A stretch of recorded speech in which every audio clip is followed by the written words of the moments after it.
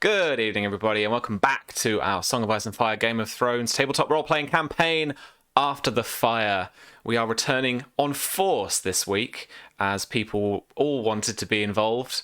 But I should let you all know that you are very much in the driving seat this week. I do not have much of an agenda, and so I'll be asking a lot of leading questions about what you want to do and who you want to talk to. This will be like a week off for me. And I'll just get to play, kind of bimbling Harris and whatever. So, good times. Without further ado, let's go around and have a chat with everybody, see how you're all doing after the New Year's. Minus the beard, Tom is the first on my overlay. Hello, friend. How you doing? Hi. Sorry, I'm not often first, so it caught me by surprise. I know. I was saying earlier, when I put the overlay together, I have a little fun political conversation in my head about who wants to sit with who and who wants to be next to each other. So every time, yeah. There's always a little message behind where I put people. But I put you and Faye at the top. You see? Yeah. You know what? I'm gonna look at placements now and look deeper into it to see what the meanings are behind it. I never thought that. I thought it was just whatever came up. It's thought behind it. That's interesting.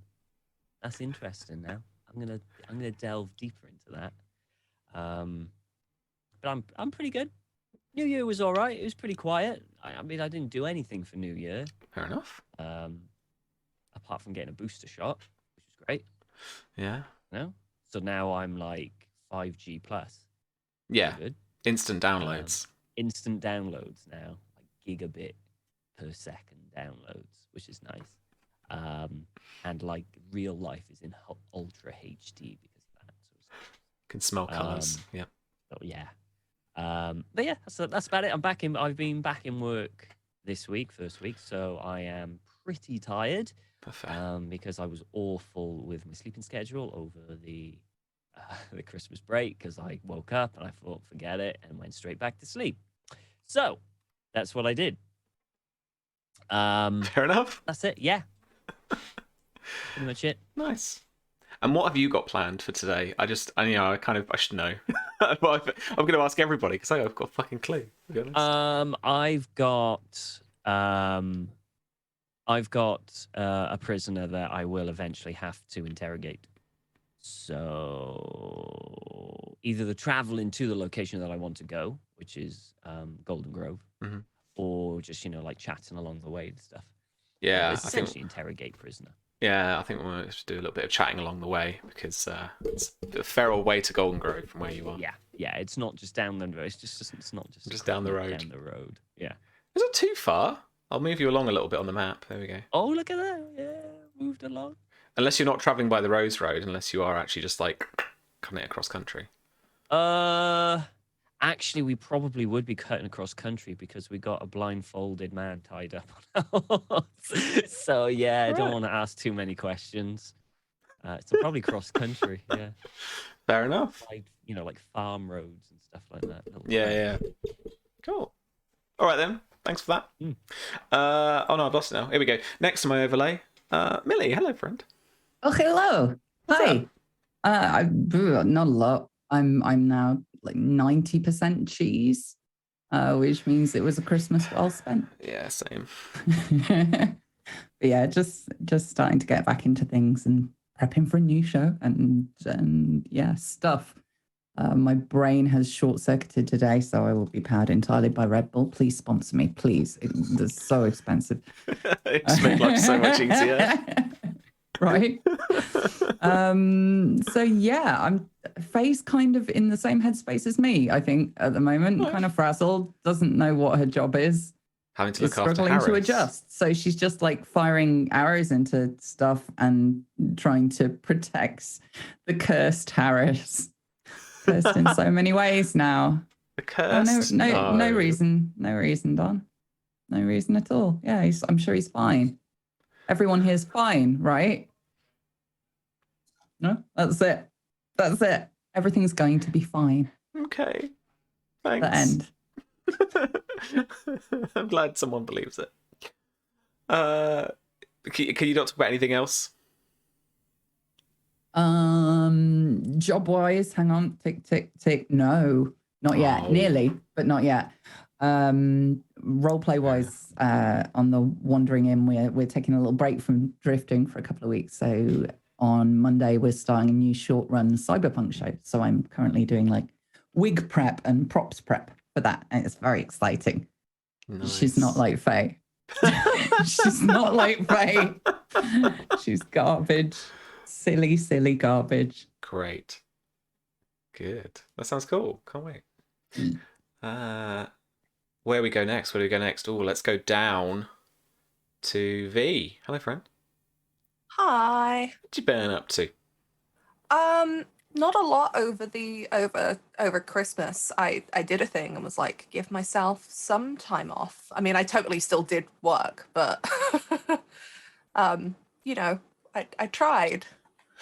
Now that Sam doesn't force me to take holiday. Yeah, you got to force yourself to take holiday. Yeah, it's the hardest bit. I'm my own worst boss. But no, I'm excited to get back to this. Most of my holiday has just been preparing Ravenloft horribleness for various players. James will find out about that real soon. I hope he's watching. I had new books arrived today. have you relayed it out yet, or have you abandoned the idea? No, I did that for the first bit of the adventure that I'm doing. That's all done. And I have a Roll20 set up for other things. And then it's been slowly not trying to go insane in space in Don's game, which I think has just happened. I know how that feels. I'm slowly trying to not go insane in the desert, so it just changes basically locale. It doesn't, in your next session, does Don get to control your character entirely for the first 9 minutes? I don't know. We'll see. We'll see. It's actually debatable. We have some very interesting events about to happen. So my Christmas has been like space, death, and Ravenloft. It's been very cheerful, really within the spirit of the season. Fair enough. It sounds like a Netflix show. Cool. All right. Good. Glad. Speaking of Don, am I going to be controlled by the first 9 minutes of our next Dark Sun session? Probably not the first 9 minutes. You cast non-detection, so you got a little while. Got 8 hours to hatch an evil scheme to assassinate. You've got 8 hours to head noodles. You're doing the Mass Effect 2 suicide mission is the choice you've made. I didn't make that choice. But anyway, we're not here to debate the Dark Sun game. I got a few days off around the holidays, which is always nice, and took it easy. I got a new chair, which I badly needed because I'd completely ruined mine over the past few years, just being an absolute horror to it, the way I sit and use it. Things have been good. What's new? One of the box sets that I worked on in the past year and a half or so just released for Dark Matter, the Dark Matter starter set. Yeah. And it turned out gorgeous. Like I got my copy of it, my comp copy of it, and I love it. It's really, really cool. So I'm looking forward. I don't think it's on their, I think they've got to like take care of their pre-orders before they put it on their website for more orders. But yeah, for sure. It's a really, really good box set, and a lot of thought went into all the things we wanted to include in it. I'm really happy with how that turned out. And other than that, I've just been running games and trying to come up with new ideas for I could ramble about this, I won't, but like procedural generation and tools that I'm trying to create to make running games faster, more efficient. A little bit more dynamic, stuff like that. So I've been having some fun playing around with some new ideas in the new year. It's always awesome when you get like the thing that you've been working on. You get to like hold it and stuff. That's always super cool. Yeah. It was really cool. And this is the first box set that I've ever worked on that's actually come out. There's other stuff too, like other things that we worked on.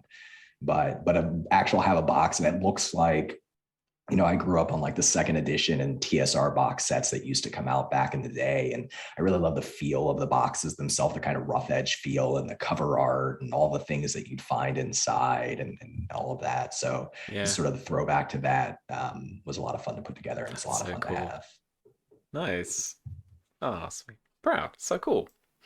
Awesome. And speaking of pride, how do you take that? I don't know. Susie, hello, friend. Hi. I was here yesterday, so we've done the "How was your New Year's" chat, but mine was good.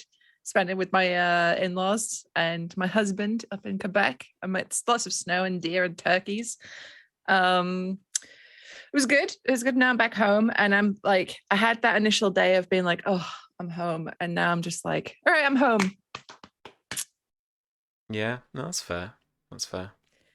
So yeah, that's me. I've been playing video games, and I'm not quite back into the whole swing of work yet because everything's kind of in a bit of a lull at the minute.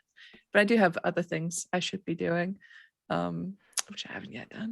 That was a look to camera. Fucking hell. But yeah, I'm looking forward to getting back in the swing of things, and Nice. gonna start working out again next week, which I'm very pumped about. Nice. Get my muscles back because they have somewhat diminished. The strong girl is now like a middling, weakish girl. No, for real. I picked up my suitcase, like to pack up the car on the way home, and I was like, oh no, this is heavy. This didn't used to be heavy. Shit. So yeah, that's me. I'm looking forward today to absolutely nothing bad happening. Cool. Good. And maybe a little bit of arson. Who knows? Oh. Who can say? Not. We'll see how the night takes us. Oh, I feel like I've set a trend. Yeah, it was you, wasn't it? Come to the Tarly camp, set fire to some shit. It's fun. Very flammable, turns out. Yeah, fair. All right. Yeah, it's been a bit weird one for me this week, kind of getting back into work, because it's been like, a few people are still off and there's still a little bit of a lull and we're ramping back up to things. So yeah, Susie, I echo your sentiments of like, it's kind of getting back into it, but not really, full throttle yet or anything like that. Yeah, no, we've got some cool stuff coming up. We're still, we're doing our bits and bobs of testing when we can, just to get the pledge manager just right for people before we get the Curse Captains of Cthulhu pledge manager up and running. So those late pledges will be around shortly, but just, stick around for some announcements and stuff on Twitter and stuff like that. In the meantime, if you didn't get a hold of the game during the Kickstarter, anyway. And yeah, we started streaming up again yesterday with our Hex Crawl game for the spy game. It was good fun. A few war crimes yesterday, but they still basically blew up a police station. Good times. So I thought, yeah, let's get out of London, shall we, and just let's I'm do a about hitman this mission close somewhere else. turning and like handing in these motherfuckers. I am this close. They're evil people. Yeah. Noir jacked a clipper. I jacked a clipper, one of the little boats on the Thames. It's great. Yeah. Not yesterday, that was the other time. Anyway. All right, I'm just rambling because, again, I don't really have an agenda for tonight, so I don't know who wants to go first. We have to pick at random. We've never done that before. Who wants to go first? Because I don't know. Roll initiative. Oh, shit. Roll, everyone roll status breeding.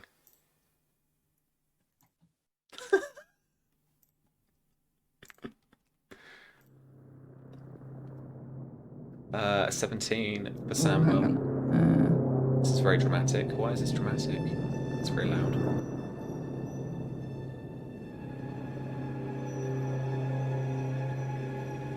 Oh, that is very loud. Ow. It's very loud. Did I roll? No. Let's try that again. There we go.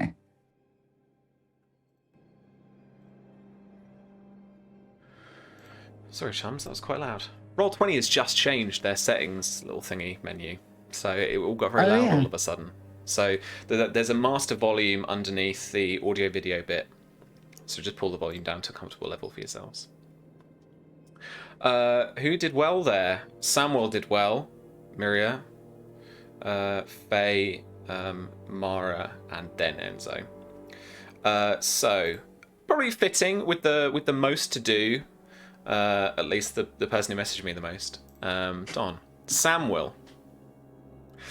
So in the meadow around Ashford and in the shadow of Ashford Castle, your camp is packing up because you gave the order as soon as you heard word of the siege at your home, Horn Hill, and obviously what could be the imminent capture of your father, Sir Lendon, to get the camp moving so that you could march west back home, so that you can engage Baelor. West, towards Highgarden. Towards Not marching Highgarden. home. Okay. All right. We're taking the road west. Good clarification. All right. So yeah, you can make your way along the river, along the Cockelswent and the Mander. But I don't think there's a road here. Yeah, I couldn't tell if it was a river or a road on the map, but yeah, I guess we'd go alongside the riverbank. Yeah. Yeah, so the standing orders are to pack up. We're gonna leave tomorrow, but not before we parlay with Ashford. So we're gonna try to speak to the Lord, and we're gonna try to meet with them before we leave the castle in the morning. Okay. Yeah, sure thing. Let me find if there's anything about Ashford Keep. I just know it from the novella from the tournament that happens. Well, probably won't happen now, but maybe in not. the other timeline.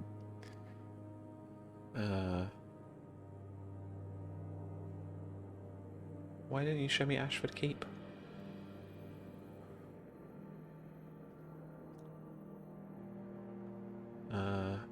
It is if I remember rightly, it's like a triangular castle. Oh, cool. Yeah, with round That's towers, garish. 30 feet tall at each point. Between the towers run thick crenellated walls, and the orange banners of House Ashford fly from its battlements. It's probably a dry moat along two of the sides, although if it's doesn't mention particularly that it's actually like up against the river. So there's probably a dry moat here. There's a little town too, right? There is, yeah. Ashford itself is a small market town with whitewashed houses and thatched roofs, and so I imagine that you've camped out on the meadow. And so the town itself has been like shuttered up, and as many people as possible have been just kind of keeping themselves to themselves, and a few have just kind of headed out of town to try and find family or relatives where they can just kind of hold up for a while. Some of them gone straight into the keep, and the keep has basically gone into kind of, siege mode. So it's just, keeping as many provisions as it can safe, and it's, keeping a guard on the wall and stuff like that.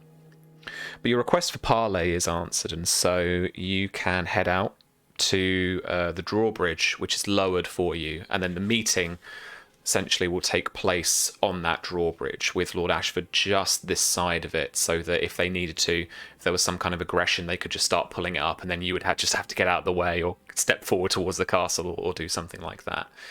As the aggressive force here, they put themselves on the defensive. Okay. And so Lord Ashford, who I don't think we've ever met or characterized.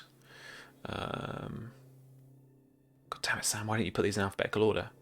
No, although, I mean, canonically, we know, right, that House Ashford has... Oh man, it's just Lord Ashford. That's all they give you. Yeah. We've got an eldest son and a second-born son and a nameless daughter. I've literally got Andrew and Robert Ashford are his sons. But we have Lord Ashford. That's it. Okay, let's go to the random name generator. Selmond. Selmond Ashford. Lord Selmond Ashford comes out to meet you, as does his firstborn son. What did I say? Andrew. Androw. There's a sergeant at arms there, or a master of arms with them, and they're on horseback.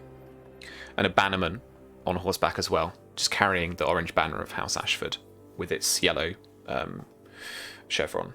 No, sorry, not yellow, white chevron and white star.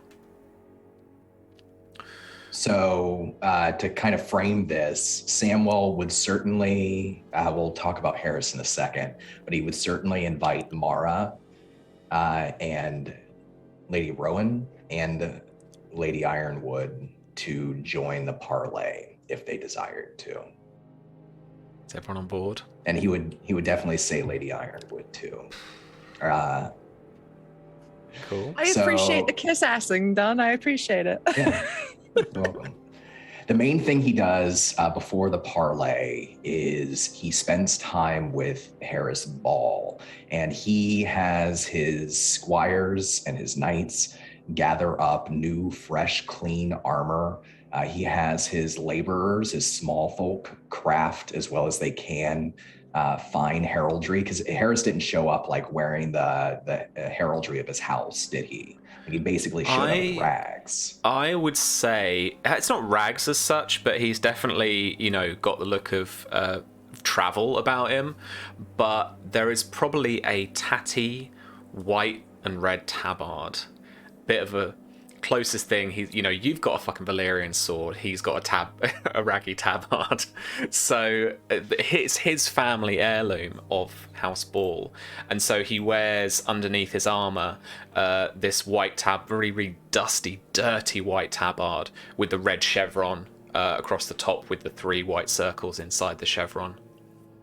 It's proper raggy around the edges and there's stitching coming off, there's a corner missing probably, but he holds it dear, and so they could give it a wash for sure and a bit of stitching and help to put it back together if you're trying to make him look nice.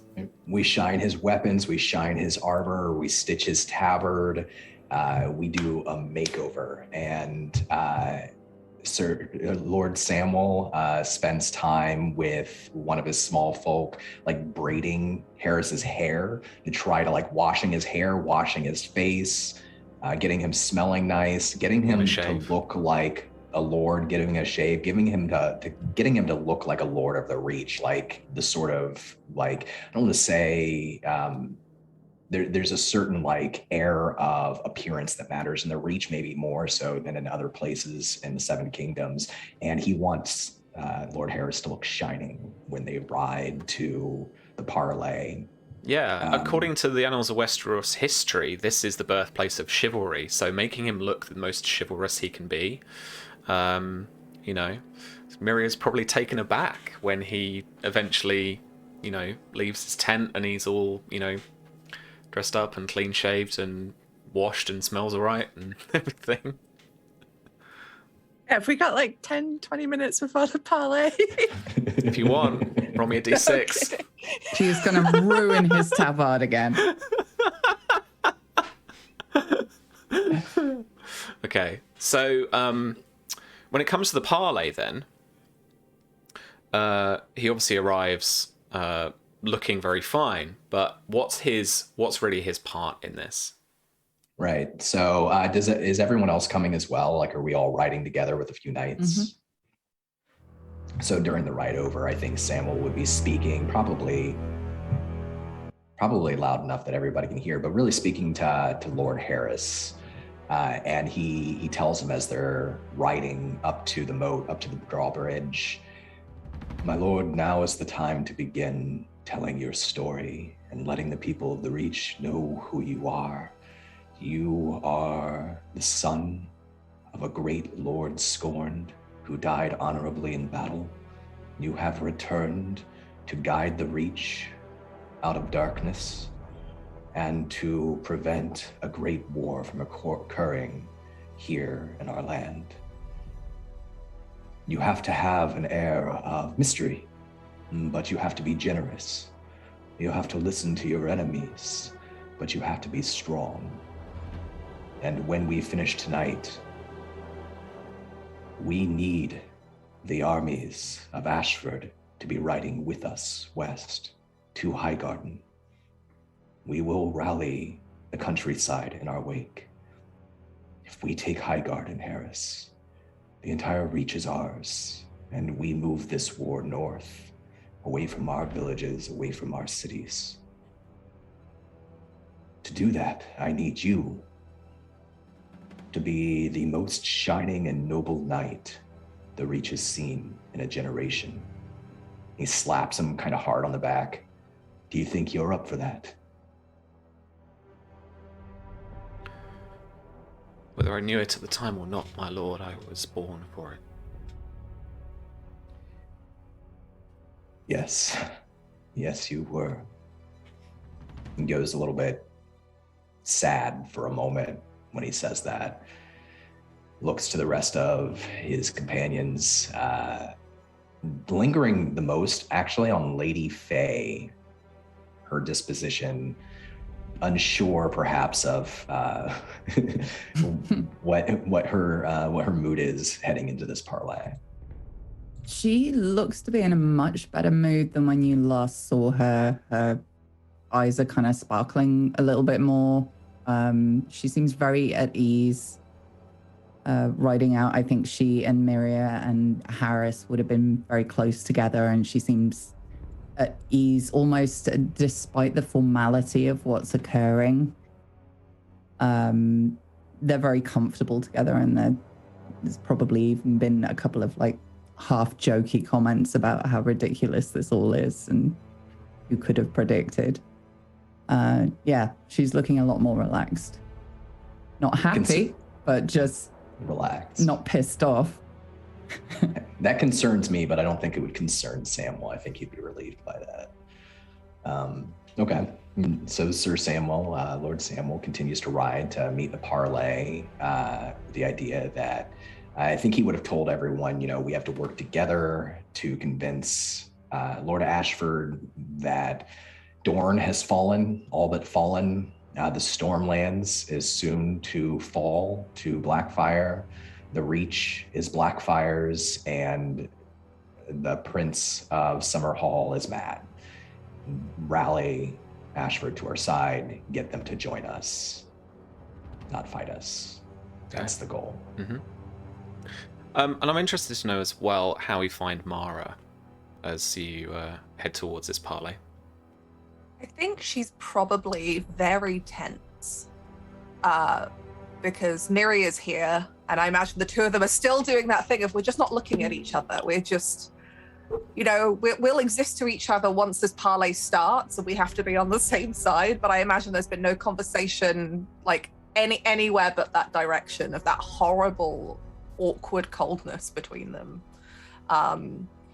I assume that Samuel's probably told her what's happening at Hornhill after that meeting, so she's also well aware of what that means. And, she cares about Papatali, but she knows that they're going to be marching west, whatever happens here. And that has a whole host of other consequences. But I think she's tense. She's nervous about this parlay and what happens if it goes wrong. She's also curious about how Harris is going to be received, because I imagine she's had a little bit of time in his proximity with Samuel, giving him, a makeover. So she's curious to see what the Reach's reaction to him arriving is going to be. Mm-hmm. So it's like somewhere between being really nervous and being very curious. And what about Miria?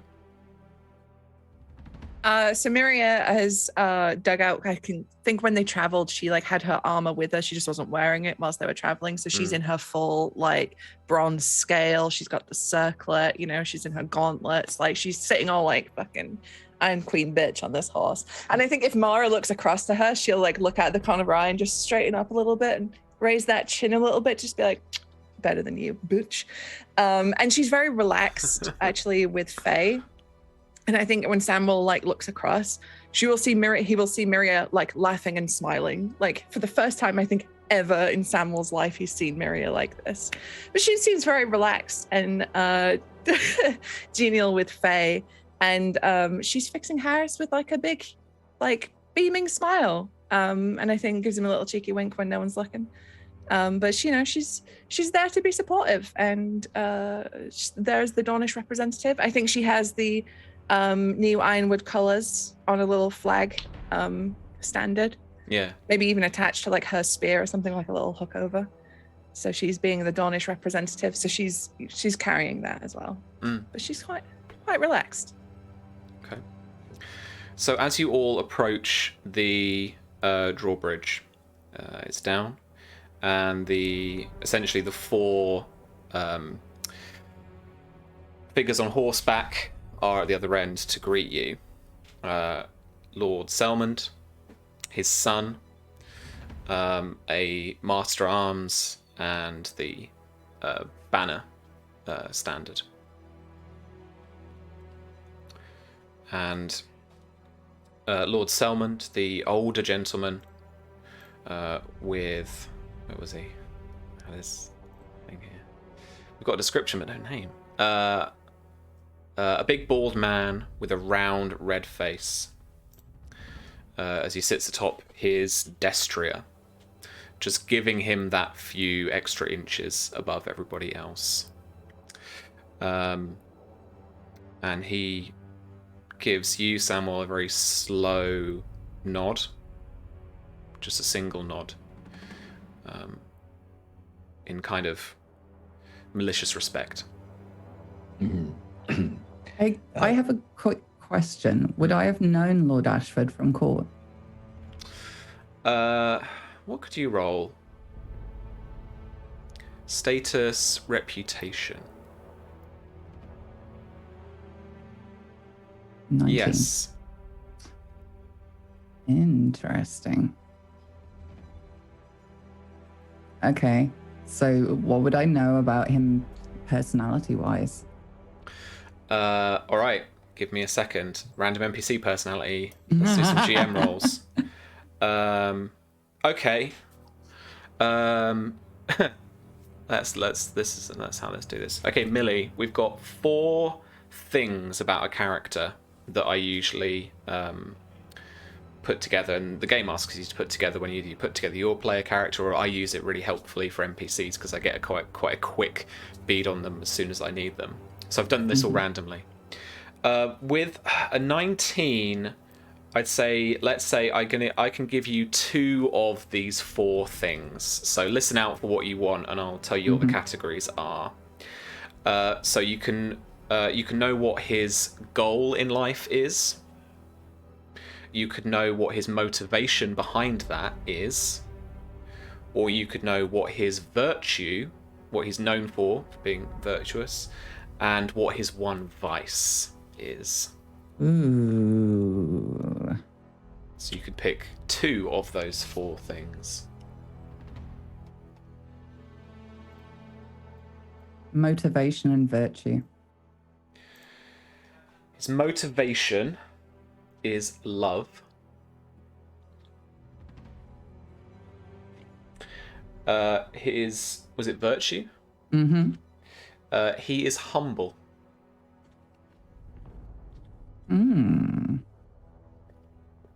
Okay. Known for his humility.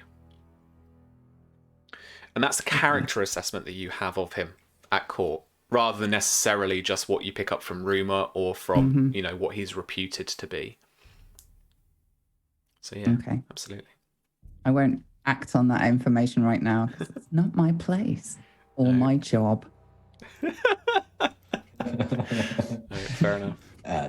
So Samuel, as they kind of come up to a stop, the parlay face to face with these 4 lords of Ashford, he takes off his helm, which is this it's kind of twisted and a little bit melted, bear-shaped helm. It's a little garish to look at, and when he takes it out, his hair's been cut short and kept neat and trim. There's a little bit of a burn scar on his forehead on one side that didn't used to be there, and he places his helm down at his side as he kind of rocks up on his horse right next to Harris, and he nods in return to Lord Ashford with a little bit of sadness, a slight gentleness in the look in his eyes.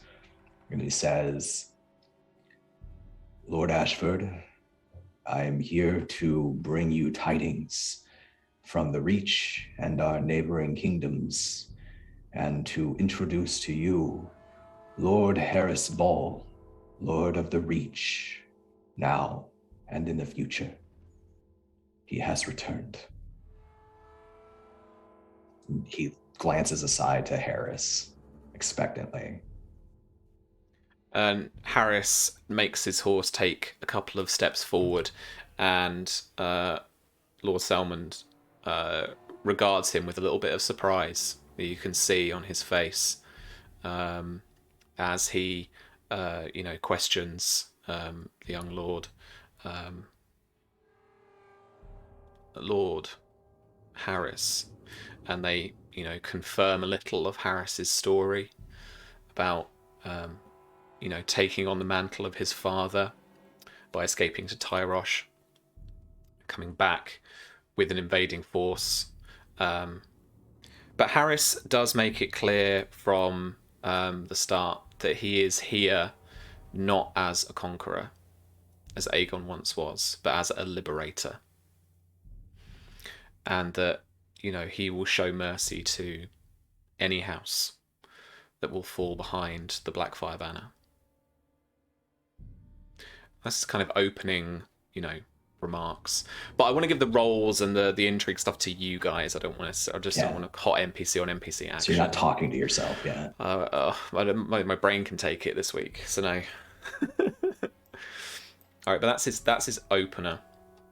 I think, depending on the way that you guys want to role play this out, rather than do our thing of like have one main character and then each person supports in some way through bonus dice or through some DR or through whatever, depending on who wants to kind of take the lead in the part of the conversation, I'll just let that person roll for that round. So there's one person rolling each round, but it could be any four of you basically, depending on kind of where things get steered. So Samuel, you introduce Harris Ball. Let's think of this parlay. I'm gonna say then that Lord Selmond goes first because it's his keep. He's kind of got the defensive advantage a little bit. Essentially, got the initiative here. So let me just get the Lord's stats up, and he will. He's that clever about it. He is going to try and intimidate Harris. We're going to go off Harris's composure, I think.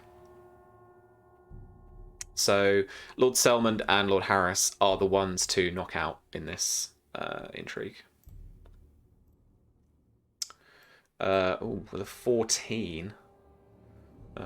Harris hasn't got any awesome status yet because he's not actually Lord Paramount yet, so he's not going to be great.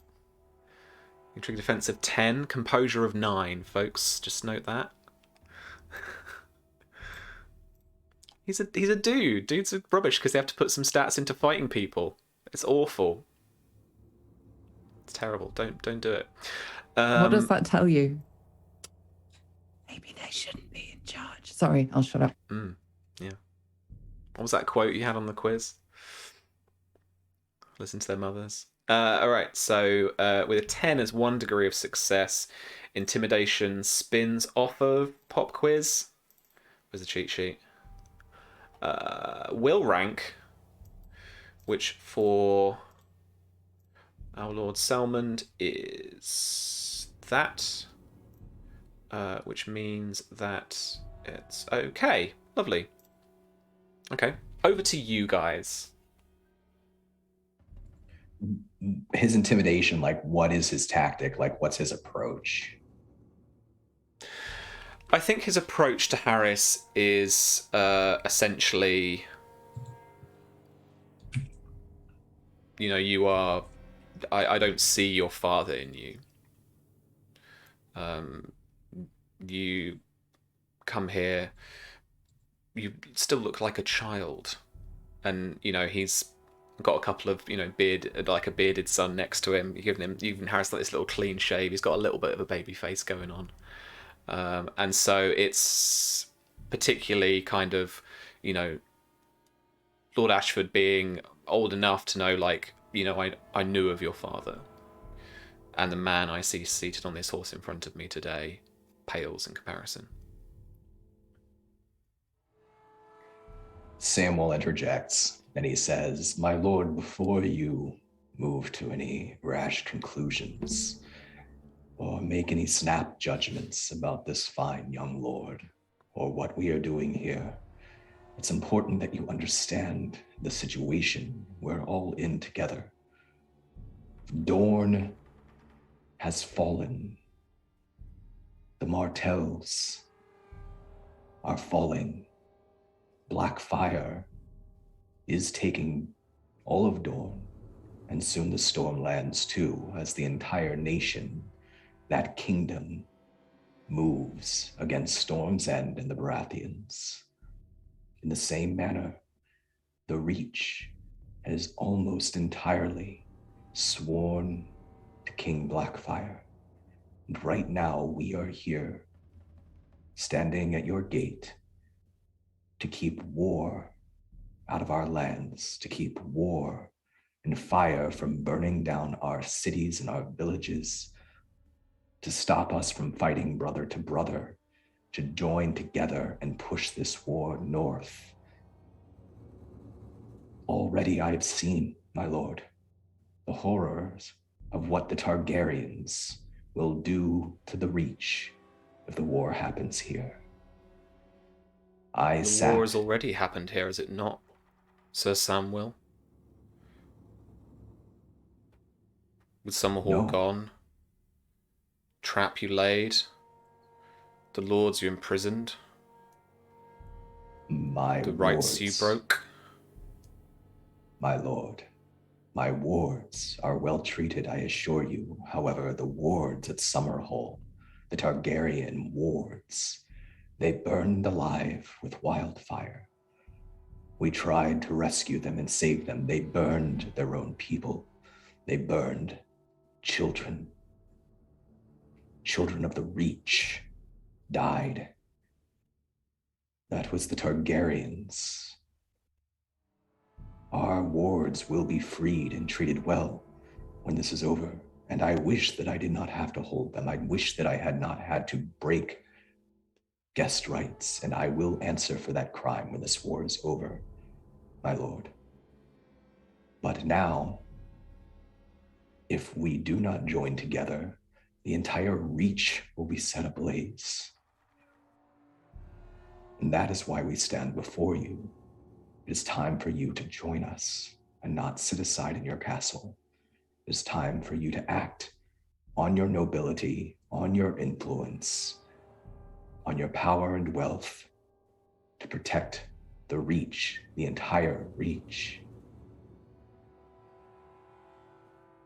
I don't usually take the word of a man who has an army sat at my gates.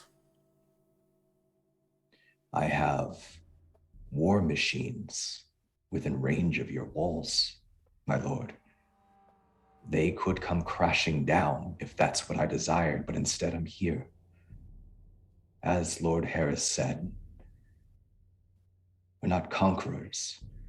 I have not opened fire on a single Reacher man.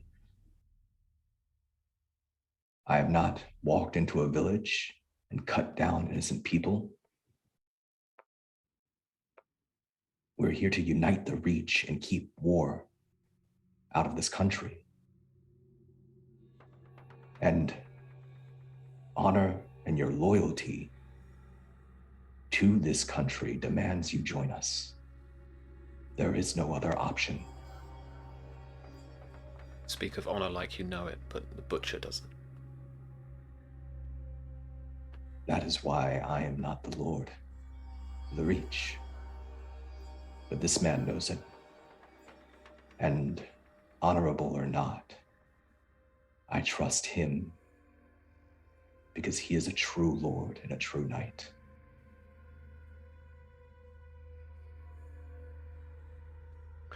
All right, Don, make your case. Roll for me. Convince? Yeah, I think so.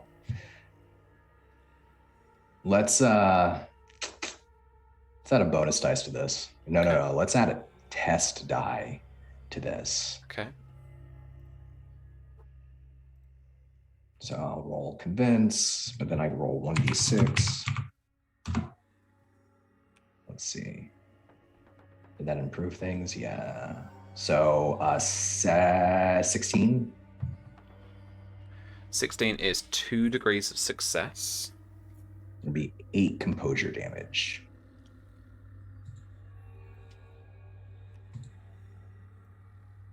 Okay.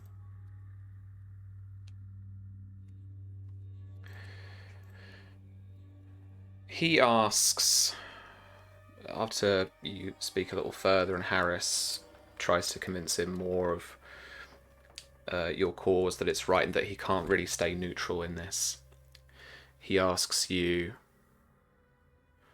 what are the Tyrells?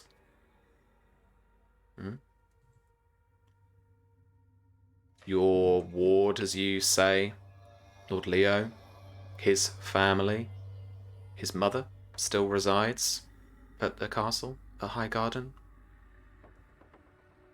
What of them? Samuel looks back over his shoulder to Mara and then Lady Faye, and then back to Lord Ashford and says, Lord Leo Tyrell was offered many chances to do the right thing, to unite the Reach, and he did not. Right now, we have him and he is being treated well. Some of his family has been returned to High Garden as a sign of goodwill. And we will rally the rest of the Reach. The Tyrells, my lord, when they see that all of their subjects have sworn to Blackfyre, they are not fools. They are politicians of court. They will have to do what their vassals wish them to. They cannot stand alone against the entirety of their Reach. They require lords like you, proud with strong armies and strong history. They require houses like my house and House Ball. They have always leaned on us. And when we stand together, they will follow us. You stand together now, but then Lord Harris here will stand above the rest of us if you so make good on your promises, conquering the Reach. What then? More oppressors, more dragons, more wars. Change, Lord Ashford. Changed the Reach for the better. Opportunity for those who seize it. The Reach has stagnated. You can feel it. Our economy is failing. We're tied to wars, constant wars, unnecessary wars. And the old houses do nothing. The ones that have true power, and houses like yours and houses like mine, serve them as we always have. But you can be part of a new Reach, a better Reach, more peaceful and more honorable. That will never happen with the Tyrells in leadership. You know it. They have failed peace in the Reach again and again, civil war after civil war.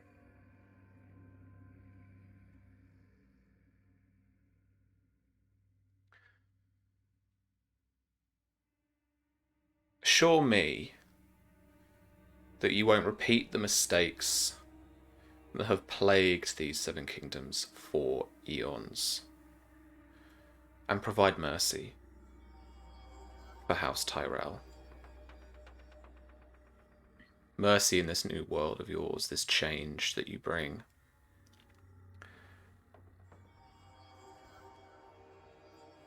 My Lord Harris, who sits on your council when you take the seat, High Garden, then?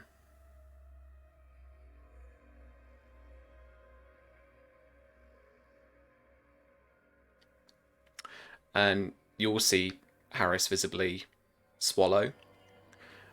And then he says, a council will be formed of the most suitable lords and ladies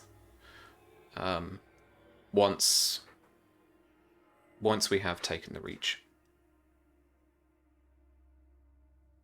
That will be up for me to decide, Lord Ashford. And then Lord Ashford says, well then, let me be blunt. This butcher, this Tarly butcher, sat to your left. It's really not to be trusted man. And I'm sure that you probably think he's a good ally to have in your military command, your master at arms, your steward, your Lord Steward. Have me instead, my lord, and you won't be disappointed. I'd offer you that. But you won't have my army now. You won't have my keep and Ashford Town now. And you will leave.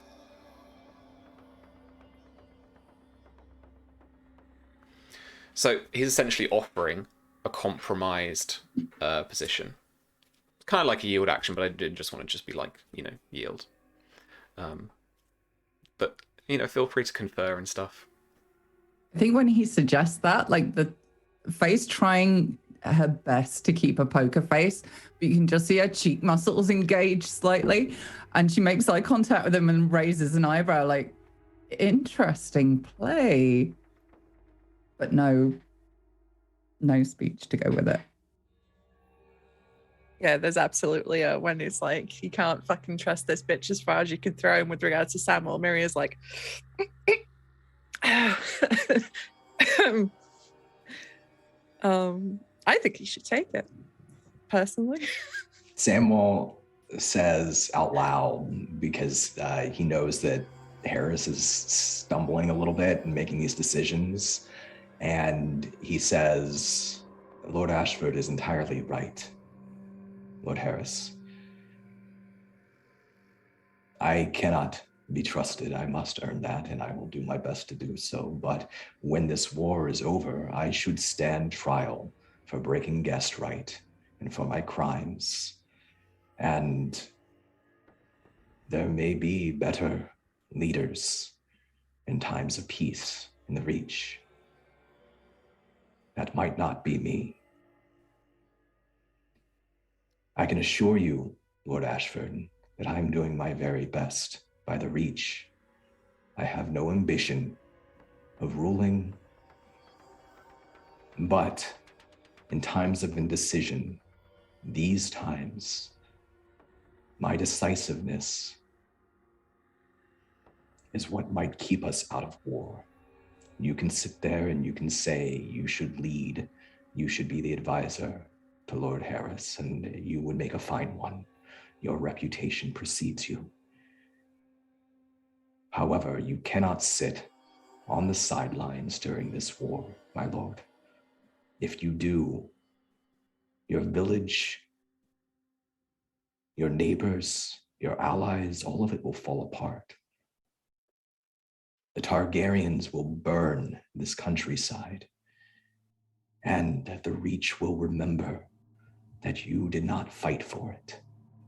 If you wish to be an advisor, a leader in the new Reach, then my lord, you must earn it and put your sword where your mouth is.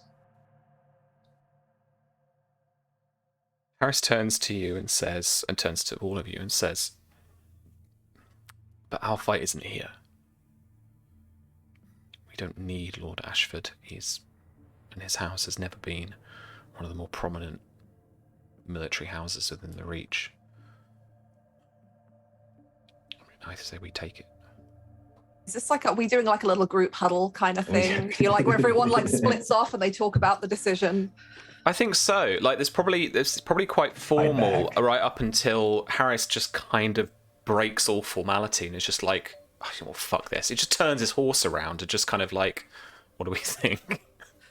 I feel like Mara does an awkward smile in the direction of, the parties that we're talking to as she turns hers around too. And probably moves around to be on Harris's other side to Samwell so that she can talk to him without having to shout over Sam on his horse. It's not just about having their armies for force. It's about how it looks. Half of this war in the Reach is men and swords, and the other half is appearances. The Reach has always been about appearances. Roses growing strong, pretty flowers, chivalry. It's not so much that we just need their swords with the rest of our men, but it's powerful when you see an army marching from its keep to join another force, seeing that force grow physically, not just numbers on paper that fly between ravens, but when they show up at your gates, when we go to the next house and Ashford is in tow. People can see it growing, and that's important. Because people see it growing for you. You came to Ashford. You convinced them to leave their keep, to bring their men, their armies, to the rest. And you lead them to the next house, and you convince that house to leave their keeps and add their forces to ours. It's not just the numbers, it's the story. And right now, the story is that we came to Ashford. You agreed to let a man onto your council and left with nothing in return. Every house that follows will do the same thing. They get your access to you, access to your council, access to your power for sitting behind their walls until it's all over. While your men, your forces, Blackfyre forces, keep them safe as the war pushes north. You can see him That taking. doesn't make you look strong. You can see him taking all of that in. He then looks to Miria and to Faye. I think Faye has stayed when they all kind of go into their little group to talk and turn their horses around to face each other. She'll stay just looking at Lord Ashford just for a second with this sort of sad, reluctant look in her eyes, just to make it clear to him that she's not with them. Whatever she has, whatever's been said publicly is true, that this is not her as an advisor to them per se, and that this isn't a happy situation for her. And then she'll kind of join in with them. So, forgive me if I'm wrong. The debate is that you play to all the bad things that this gentleman has just said to you and take the house by force? No. Good. But if he desires a place on Lord Harris's council, if he desires to be part of the future of the Reach in a meaningful way, then he must stand with us. A war is much more than just men. Perhaps as a compromise, he doesn't send troops, but he gives us supplies. An army marches on its stomach. We are running out of supplies. Plus, again, war is much more than the men you send on the field. The more lords we have in support, the more lords we have across the board. Martial lords, political lords, lords who want to sit in their keeps. He could be useful. It also goes some way to make up for the fact that, forgive me, my lord, to Lord Harris, you have a fair amount to prove to these lords in the Reach. You may be the most wonderful, dedicated future ruler, but they do not know you that yet. So prove it to them. You accepting supplies rather than men may go some way to achieve that. A recognition. Must be a public dedication. It cannot be in secret. It cannot be something only you and the Lord and us know.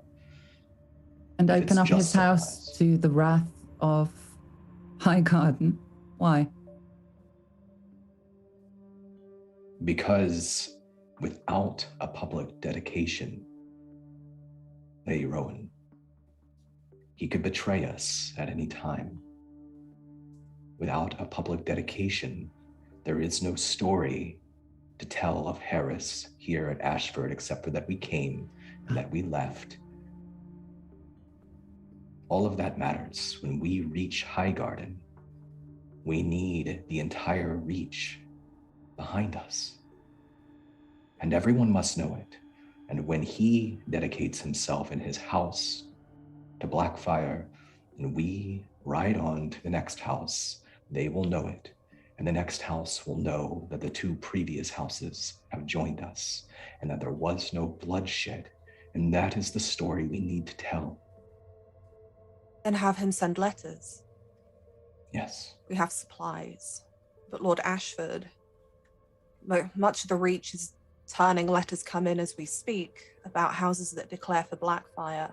If he writes to the other lords that are still resisting after this, from him, not just public declaration, not another mass letter posted in every tavern for anyone to read, personal letters sent to those lords along with supplies, then perhaps you're right, perhaps we don't get as many men and as many forces as we want to grow this army.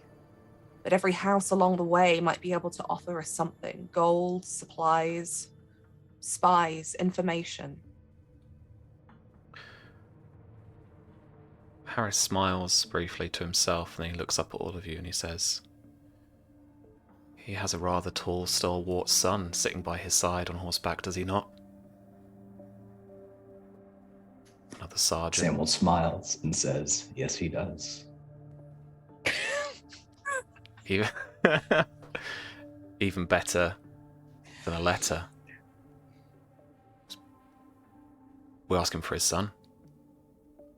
To ride with us until we reach Highgarden, and then he can return. He doesn't have to fight in any battle, but just bring his banner, represent his house. No, I'd make him fight. Make him a sergeant. Give him purpose. Give him status. Allow him to get to know the camp from within rather than rumors and hearsay. And offer him protection. That will be important.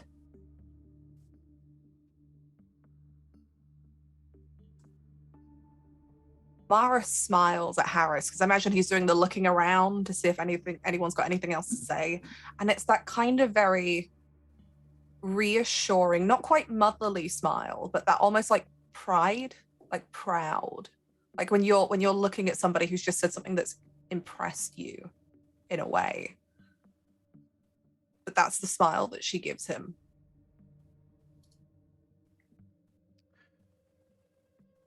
Okay. Harris turns his horse back around and he offers that to Lord Selmond. But Lord Selmond's wrathful gaze doesn't falter and he says, "That wasn't the deal." And he sits and waits. If anyone has any dramatic bitch bullshit to do right now, now's the time. Otherwise, I might do something. Bullshit. I adore any dramatic bitch offer, and Don is like there waiting, trying to find a way to get in there. It's great. I mean, Mara can always pull some dramatic bitch bullshit. It's just whether or not anyone wants her to. You know what? Samuel looks aside to Mara and he just gives a slow nod.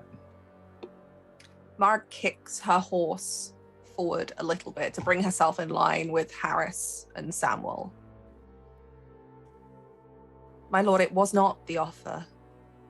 But parley is about meeting in the middle somewhere, and I respect, everybody here can respect that you do not want to commit your forces, risk the lives of your men, the safety of your keep.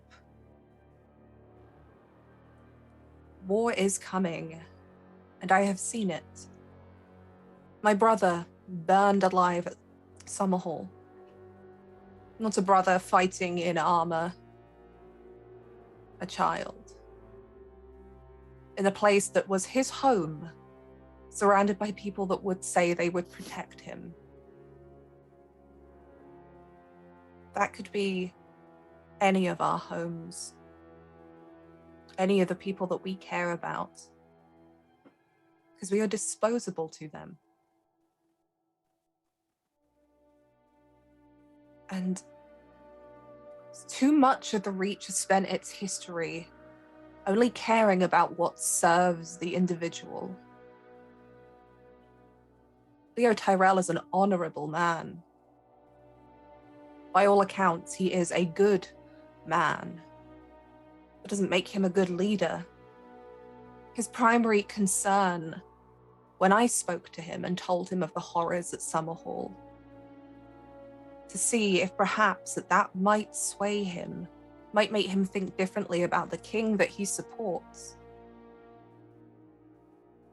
He cared more about what his place would be after the war than the people who would die fighting it so he could have it. And the offer that we bring to you, I understand. We're asking you to let your son come with us, to represent your house, to give us supplies. But it still gives you exactly what you've asked of us. We're not asking you to commit your armies or your forces, your villages, or your keep. Just supplies so that we can keep pushing this war out of the Reach. And your son, who will one day take over your house, take over your position on the council at Highgarden, so that people might see him as the next leader of your house, his father's son, the very thing that you were just claiming Harris was not. This isn't just about the people who sit in their keeps now as lord and lady. It's about their children, giving them that power, that future, so we don't end up in this mess again.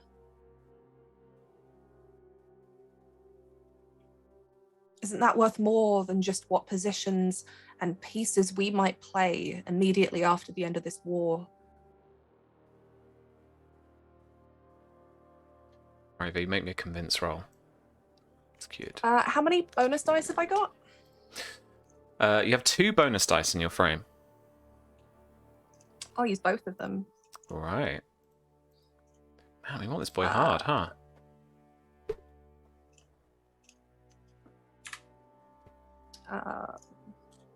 Swear, because it's been like 3 weeks, I can't remember what any of my bonuses are. Oh, I do get a... Okay, so I get a bonus dice from one of my abilities. That's a 21. Nice, nice. That is 3 degrees of success. Does it count as a crit? I can't remember how it has to be over because Yes, it does count as a crit. So I ignore 1/6 2 points of his DR. Yeah. He looks hesitant at first, and then his son rides forward a few steps and says, you hear him audibly, even though he's fairly quiet about it, say to his father, "I can answer for myself." And then he looks at you, all of you, and he says, "I'll come with you."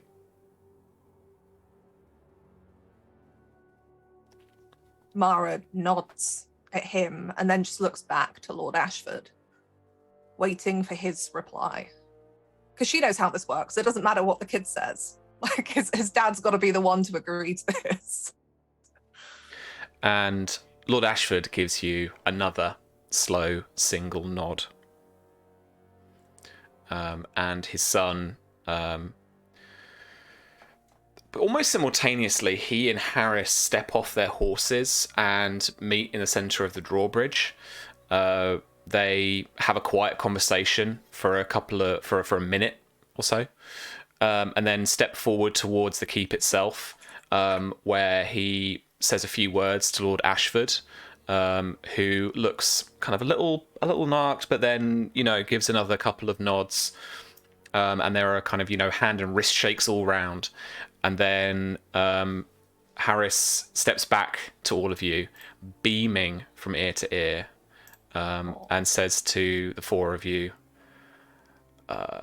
"Tonight we dine in Ashwood Keep." I think Mara has a moment where she's listening to Harris, but she's still looking at Lord Ashford, and she nods at him with this, like the same kind of slow nod, but it's respect. Like she respects greatly that he's listened to the point, like the bigger picture that all of them are trying to talk about. Because so far, Lords have been really stubborn about that. Tyrell. And then Mara looks over at Samwell, kind of starts to smile to see if he's smiling, to see what he's making of it.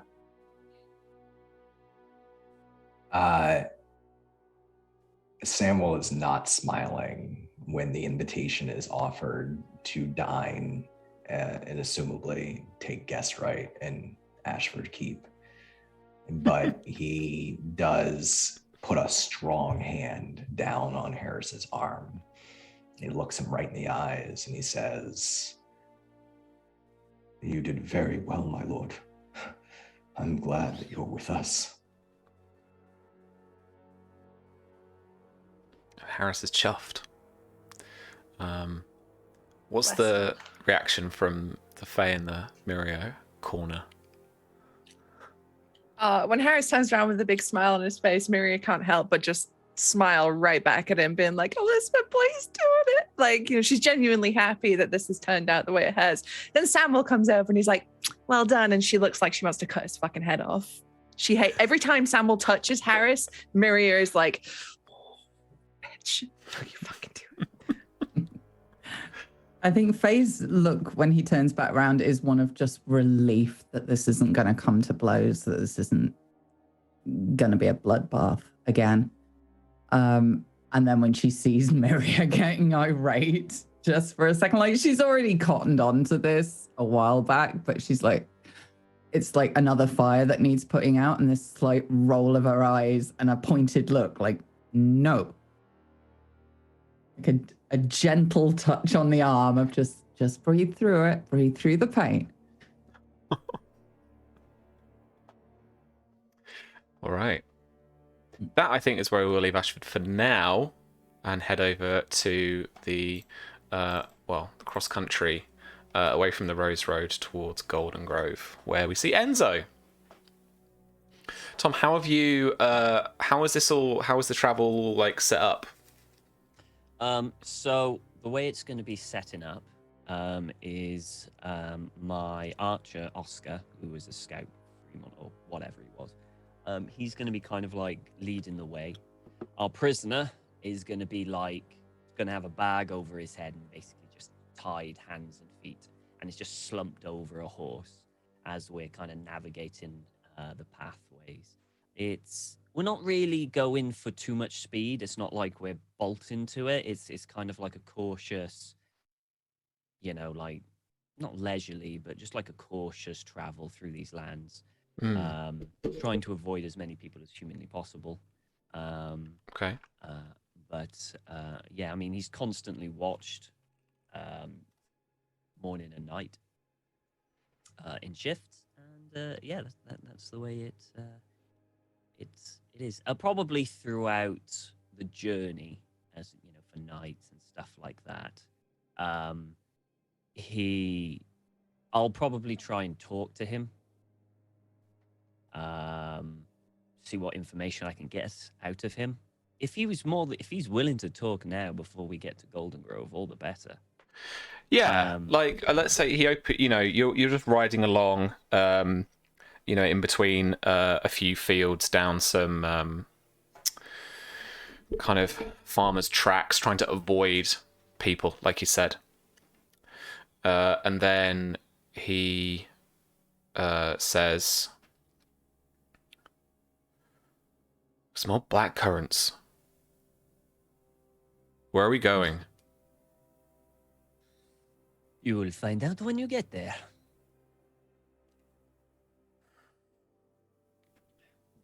Would you like some black currants? Yeah, I would. Okay. And I'm assuming there's maybe like a bush nearby. Yeah, Something like that? the whole side to your left is full of blackcurrants. Okay. So I'll just kind of stop for a while, tell everyone to stop, tell all the people to, like, if they want to get some blackcurrants, go ahead. Start kind of picking some. Mhm. And I'll give him one. It's kind of a fuss, and like he asks you, like, "Oh, for God's sake, just can you take off this hood?" Okay. And I take off the hood and give him one. It's kind of like it takes him a minute to adjust his eyes to the light of the day. It's kind of crisp winter's day. It's blowing a gale as well, a gale coming from the southwest. And you're a little masked from the bushes to your left, thankfully. But the horses have been a bit finicky and a bit pushy as they've had to endure most of it. Yeah. He looks over at you and it's like, "Where are you taking me? What do you want with me? Who even are you fuckers?" As I said before, I would have liked I want a conversation with you. That is all I want. You one of those fucking faceless cunts. No. Not one of those. Why, are you expecting one? No, you just sound like one. Ah. Bravo, si. They are not particularly good drinking buddies. I stay away from them as much as I possibly can. And he looks around at your kind of posse and he's like, "Well, so what? Mercenaries?" I suppose you could say that. I prefer to call these my friends. Yeah. Friends as far as your coin, till your coin runs out. Oh, absolutely. They are the best kind of friends. You want to know why? You can always guarantee they'll stick around for the coin. As long as you've got it. Oh, absolutely. And when I run out of coin and they want to leave, who am I to tell them to stay? They have to live too. Isn't that right? And I'll go to, like, just one of them and give them a nudge. And it's probably Marley, who's like the grumpy, like heavy. And he's like, it's Just absolutely not proving your point whatsoever. Yeah, absolutely. And,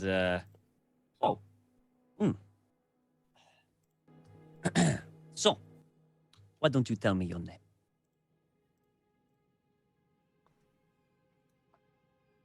Why don't you tell me yours? I'll tell you mine if you tell me yours.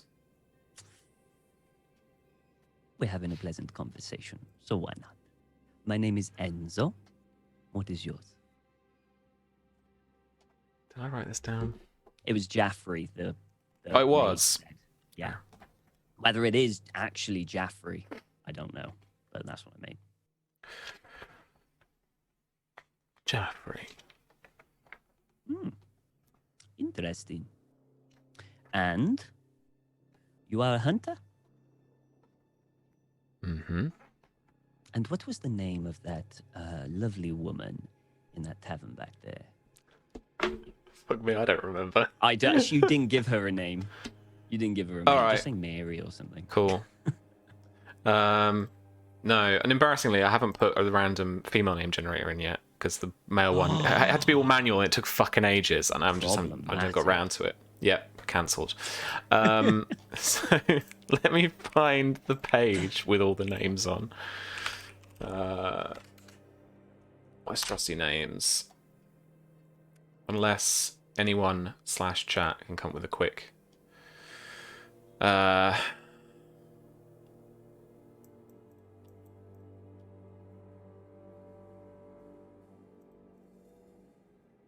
Teresa, Yeah, Enya, sure. Teresa. Teresa. Name? Teresa. Teresa. Lovely woman. She was very kind to me. Very kind to you as well, I imagine. More than once. How many times? Kept going back? I didn't count. That many? Unless you can't count. But I Maybe think you that can too.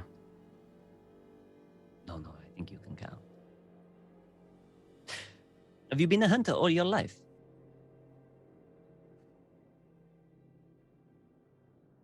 What do you want? Like I said, I want a conversation. Your money? I've got money. I'll get you money.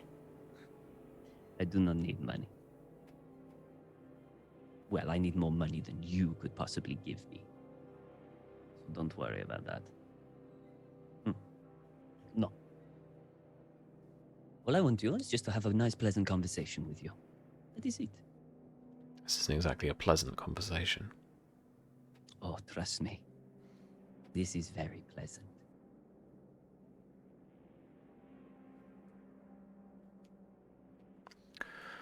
Well, how don't we play a bit more of you tell me, I tell you? It's your turn. What is it you want to know? Where are we going?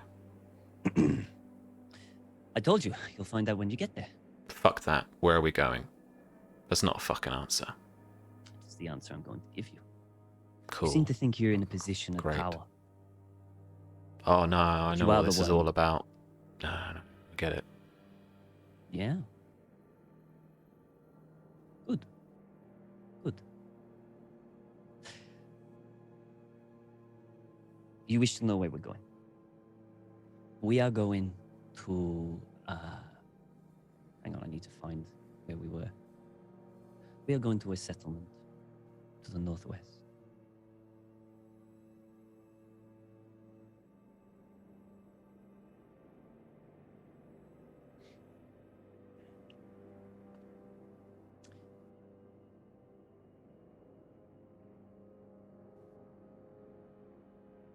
So, were you always a hunter?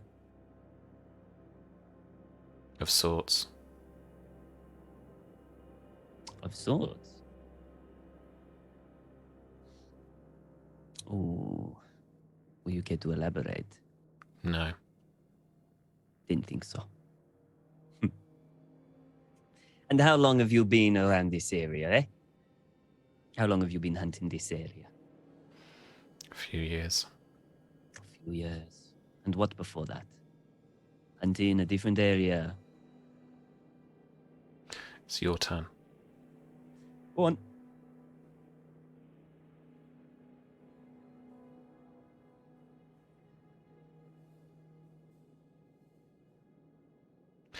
Is it you who wants me? Or somebody else? I want you. Because, as I said, I want a conversation with you. But I don't fucking know you. So That why is would we're you having want me? this conversation? That is why we're having this conversation. To get to know each other.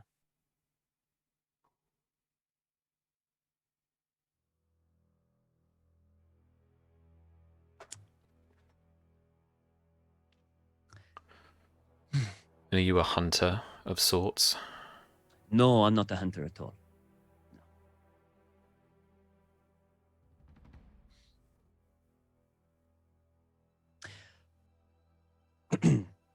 You, did I, back in the tavern, did I don't know, intimidate you, give you in strange, or, because you seem to immediately get up and leave when I left? Were you expecting someone to find you?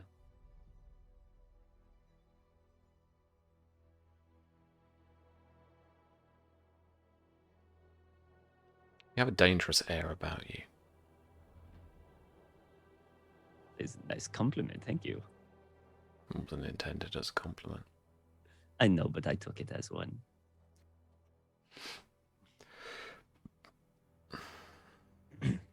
You have your question now? If you wish to continue playing this game, because I have many questions. Why don't we roll some dice as well? This feels like Okay. proper intrigue territory.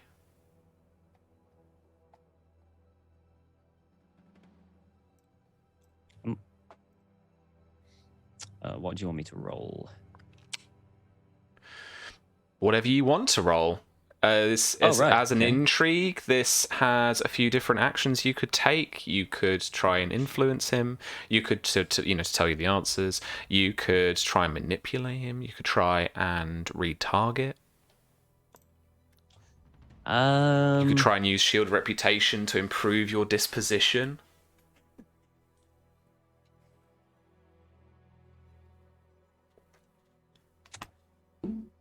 The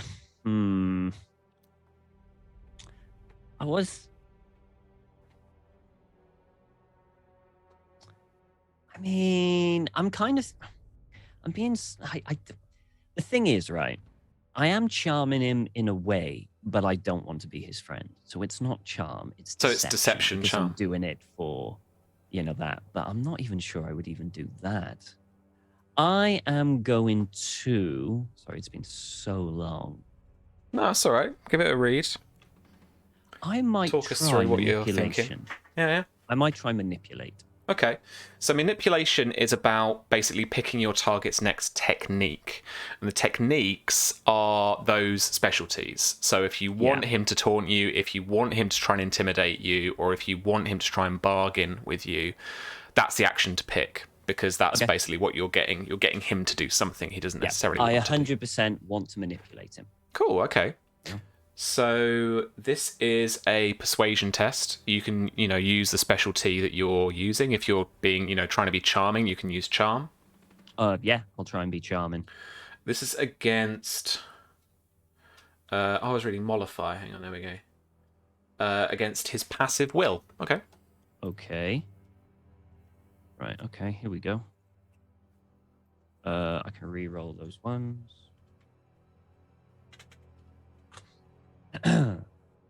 So that's 20... Wait, hang on. I'll do maths now. 25? I haven't added up dice manually in about 2 years, and I'm terrified that I'll have to do it again one day and look like an idiot. Because I just look at the screen now. What did I get? That. Cool. What did I get? 25. 25. Excellent. You have succeeded. Brilliant. What technique is he going to use next? I want him to bargain. So I'm going to approach him. Listen, Jeffrey.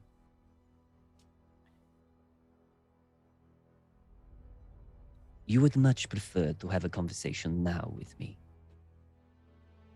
On the road before we get to our destination. Maybe I can put a good word in for you. Maybe if this is more of an exchange of information, that it will end in your favor. So what do you say? You tell me what I want to know, and I will do what I can. So I kind of want to open him up, so maybe he'd be more willing if he thinks he's got a bargaining chip. Maybe he can do a deal here to get him to loosen up.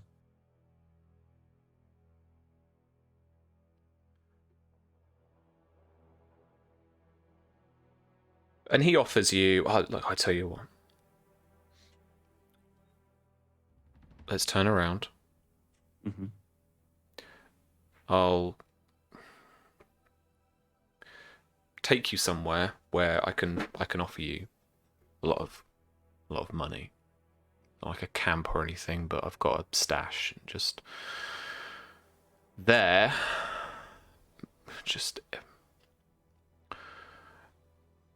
you clearly got an agenda. You clearly got this one thing that you want to know. So if you can just take me there, not only will I give you the money, just leave me alone. I'll tell you what you want to know. What about that? So he's going to barge in. 11 against your intrigue defense. That is my intrigue defense.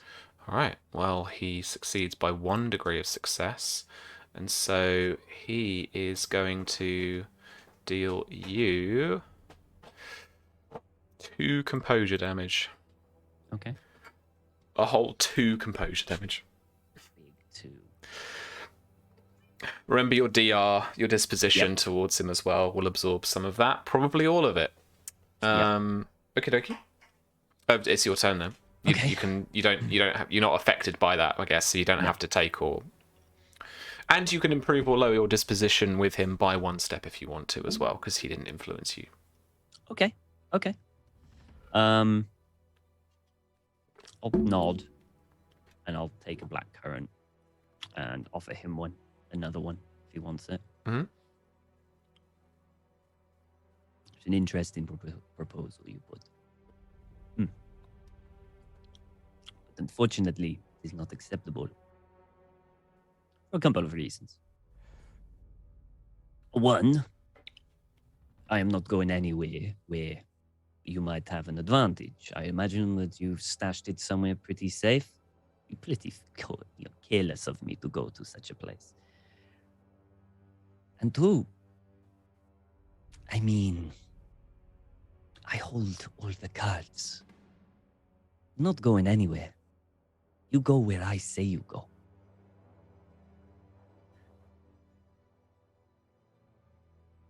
So allow me to propose this to you. You tell me what I want to know on the road. And if I'm happy with what you tell me, when we reach our destination, I will put in a word of you for mercy. If you tell me nothing on this road, I assure you, the conversation we have at that destination will be much more unpleasant. Flat out, probably intimidating at that point. Sure thing. Maybe a persuasion check. Okay. Unless you're not actually going to go through with being merciful later on, in which case deception. Oh, I will. So it's not a deception. I will put in a good word for him to, well, it would probably be Faye, because she's going to decide his ultimate fate and say that, I would put a word. I mean, I don't care if she says no, but I would put in a good word for him if he gives information. So I'm not being deceptive at all. Cool. Roll persuasion. Okay, so it's persuasion intimidate, isn't it? It's just that then. Hang on. You've got 1 bonus dice in your frame. Ooh, that's pretty low. 11. Not great. It's not great. It's 1 degree of success. So what's your influence based on your will rank? Intimidate is will, isn't it? Mm-hmm. Right? So 3. Okay.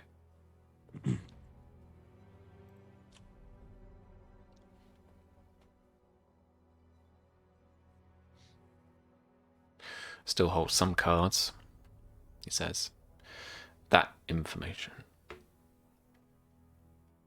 Indeed you do. But I assure you, one way or another, you will tell me. I would just prefer it if it was this way. So, because you're not sure about the information, I'm going to flat out and tell you what I'm after. During the Blackfyre Rebellion, the first one, near the end of it, you played a role there. I want to know what role you played.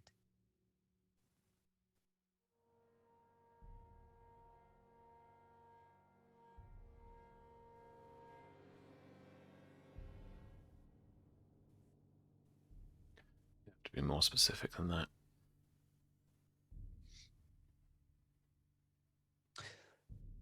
Who was your lord? I don't have a lord. Who did you fight for?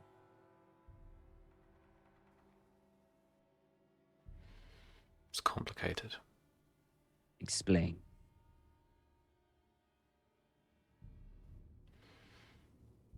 I fought for the Red Dragon.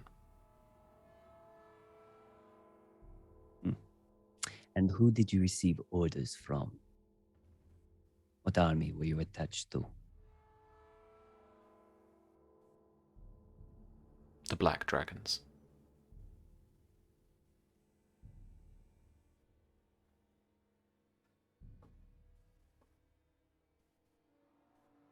Under Lord Pig's command at the time. What do you know? Shit, I need to remember now what I do know and what I don't know. Millie, do I know about Costain Link? Yeah. I You do. were there Okay, cool. when all that was told. Okay, cool. I just need to make sure. What do you know of Costain, Lord Costain?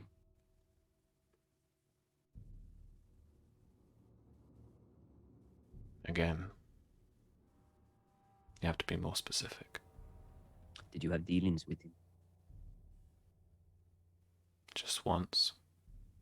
Tell me of that deal.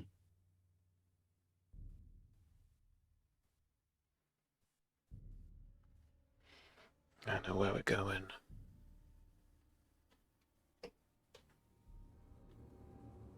But it's not me you're after. Then who is it?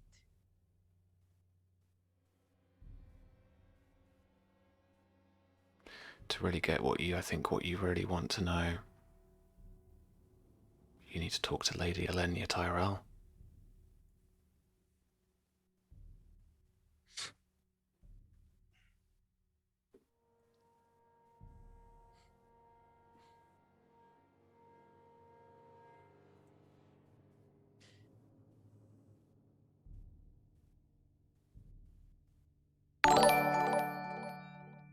We will continue this conversation further down the journey. Like, put the thing back on his head. All right. And we'll go back to Miria. Just for somebody.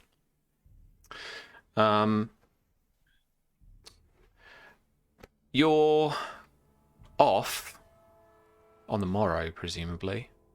Mm-hmm. But of course, Harris, having secured everyone some dinner, invites you to eat with him at the within Ashford Keep tonight. I, of course, will go. I'm very polite. You know, I would not want to decline such a kind offer. Good.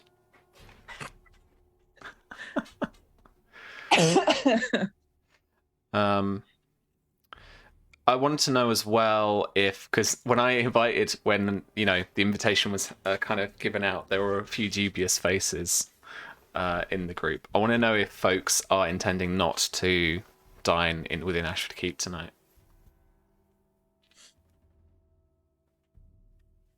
Don.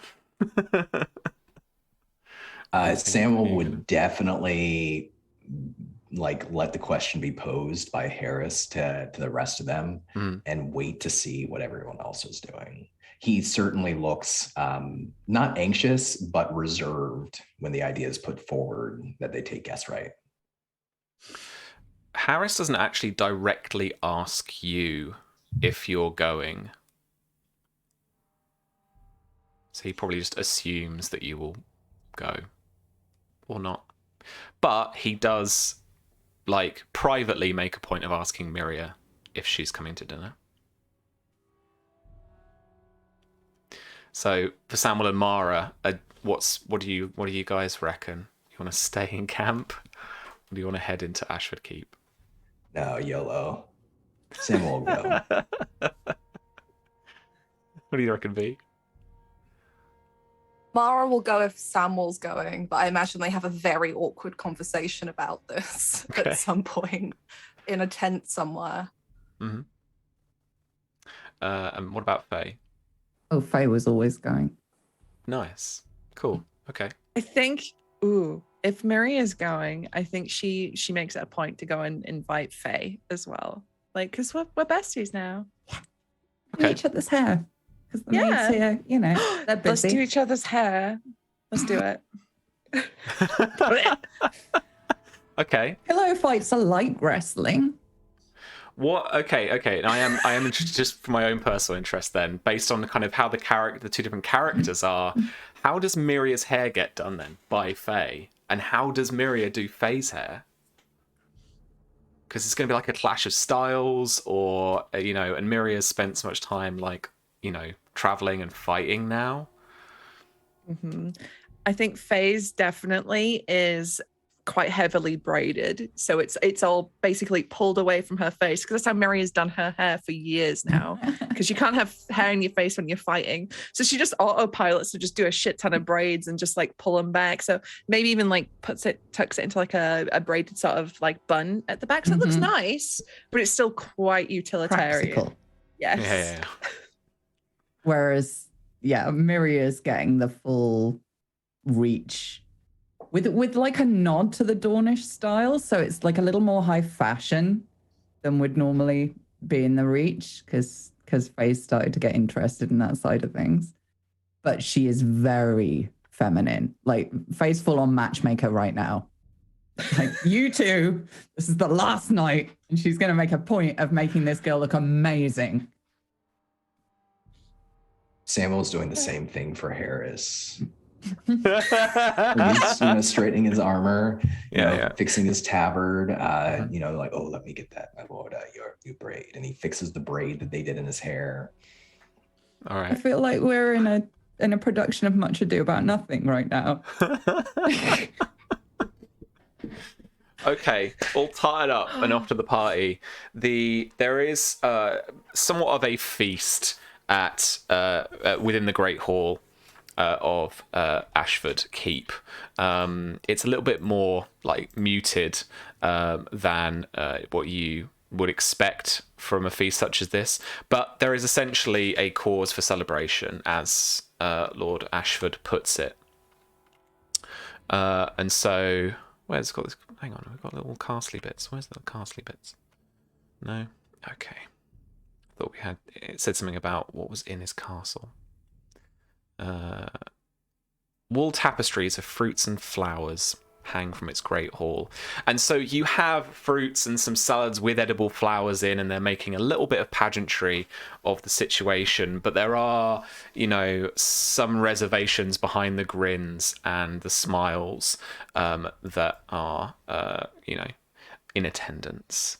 I think on the dais, sat next to the right of Lord Selmond, is Harris. And then he sits Miria next to him. Lord Samuel and Mara on the other side, a bit further out. And then there is Lord Selmond's son in between Miria and Faye. Okay. But in amongst a little bit of the revelry and some of the feasting and the drinking, you folks are free to speak to, kind of who you like, approach people, other player characters, other NPCs, whatever you'd like to do. Please do just jump in, let me know what you guys would like to do. So Samuel is very humble and very quiet for the most part at this feast. Happy to allow or to contribute even to Harris kind of taking center stage amongst those who are visiting. He's very gracious to any soldiers and knights who he interacts with from House Ashford, and occasionally kind of just gives Lady Mara some reassuring smiles. At some point, probably, he wants to talk to Lady Miria for sure. Miria is planning on leaving tomorrow, like riding off down towards Dorne, right? But he would wait until after. He wouldn't interrupt supper for that. Okay. Oh, we can wait till after supper. That's fine. How did you want to frame the conversation then? Yeah, so I think probably a little awkwardly. You said there's fruit. They put fruit out. Yeah. It's apple time. Is there an Double apple app- by any chance? Double apple time. He takes a couple of apples after the feast, and he holds them in one of his large hands, and tries to find Miria and get her gaze, so that he can say, "My lady, if you would be so kind to grant me a private audience brief. I know it's not something you look forward to, but I would like to speak with you before you ride." Okay, I think at this point Miria is like, she's still sat at the table next to Harris, and then there's Ashford Boy and Faye beyond, and she's just been having like, you know, general chat. She's finished up her meal. She's also, by the way, wearing a dress borrowed from Faye, so it's completely against a style Okay. that Miria would wear, but you probably recognize it as one of Faye's dresses. Yep. And she probably doesn't quite fit in it. It's probably a little bit tight because she's a bit more muscular built than Faye is, but she looks good. I think she just very gently like puts a little hand on Harris's arm and just says, you know, just forgive me a moment. I'm just gonna have a talk with Samuel Tarly, she says through like gritted teeth. He kind of recognizes that a little bit. He's like, okay, good luck. If you hear screams, send some men. Not mine, his. She like jokes, but she stands up and comes around. Yes, Samuel. Let's find just a hall to speak in, my lady. He offers an elbow. She will take it, like just enough to be polite and be a lady about it, but she's not like, let's go, bestie. She's like, okay. I don't think he gets out of the hall into one of the side corridors before he says, maybe a little further away from the table. So, you know, there's people chatting. His voice is kind of underneath of the rest of the voices. And he says, you hate me so much, don't you? Hate is a strong word. Is it an accurate word, my lady? Perhaps. You have every right to. I understand why you do. But I am grateful that you are here right now and that we are working together right now. Very grateful. As am I. I'd hate to face you as an enemy. I remember the tournament. Yes. Well, as far as I'm considered now that there's been a trial for what occurred, all of that is in the past. I'm glad that your jaw is doing better. You were a fierce enemy on the field. Thank you. And it only left a little scar. Good. I quite enjoyed seeing you out there, surprising the men with the reveal, until I did not enjoy you being out there any longer. I want you to know I had no part in that. I believe you. The way you said it to me then made it seem otherwise, but I believe you. I was angry. And I was hurt. But then I was also upset. I thought my sister had just died. I was upset too, Lady Miria. And I've thought a long time about what I could do. Anything I could do to try to make right the wrong that I've committed against you, that I was a part of. And there's really nothing, is there? I will never forgive you for the part that you played in taking my father from me. And the part you played in killing Ellery. But there is one thing you can do. Prove that you are as honorable as you think you are. I intend to do my very best at just that, Lady Miria. And what do you say in this sort of situation? I liked Ellery and respected him. I looked up to your father since I was a small boy. None of that matters. But there is something I can tell you. A truth. Perhaps you already know, but I suspect you don't. Back then, I was a boy, and I was led by others, indecisive. So I let others decide things for me. What to do with my nights, where to march, what battles to fight, who is good, who is bad. The Reach is good, Dorne is bad. These are the kinds of things that I didn't have the courage to decide for myself, and so others decided it for me.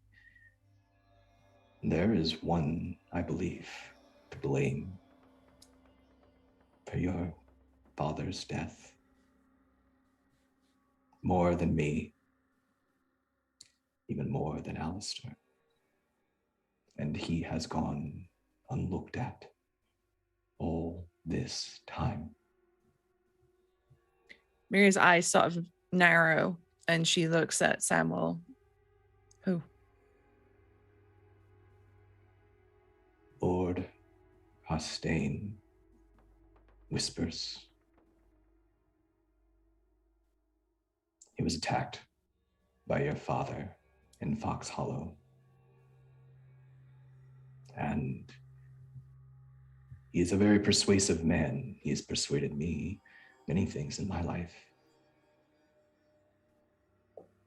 I've heard recent assertion that he might have hurt others that I care about, their families.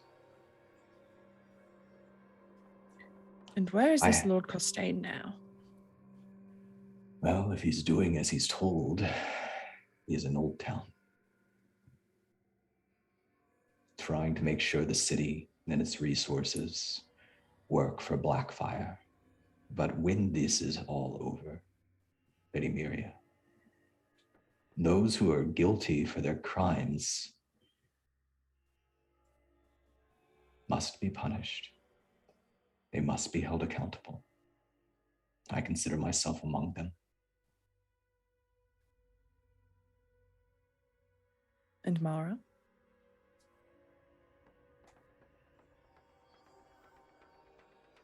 I will answer for her.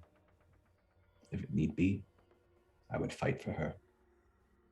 If she were to stand trial, that is the right thing to do. You love her, don't you? I do.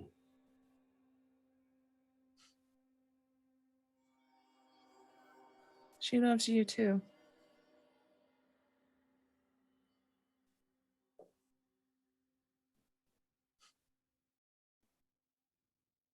I wish I could be happy for both of you.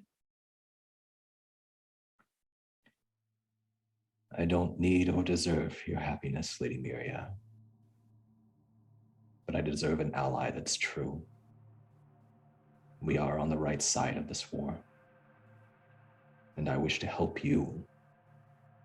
You are... I'll have to hear the story sometime. Reclaiming or reclaimed your birthright, which I never knew you had. And you might be the future of Dorne when this is all over.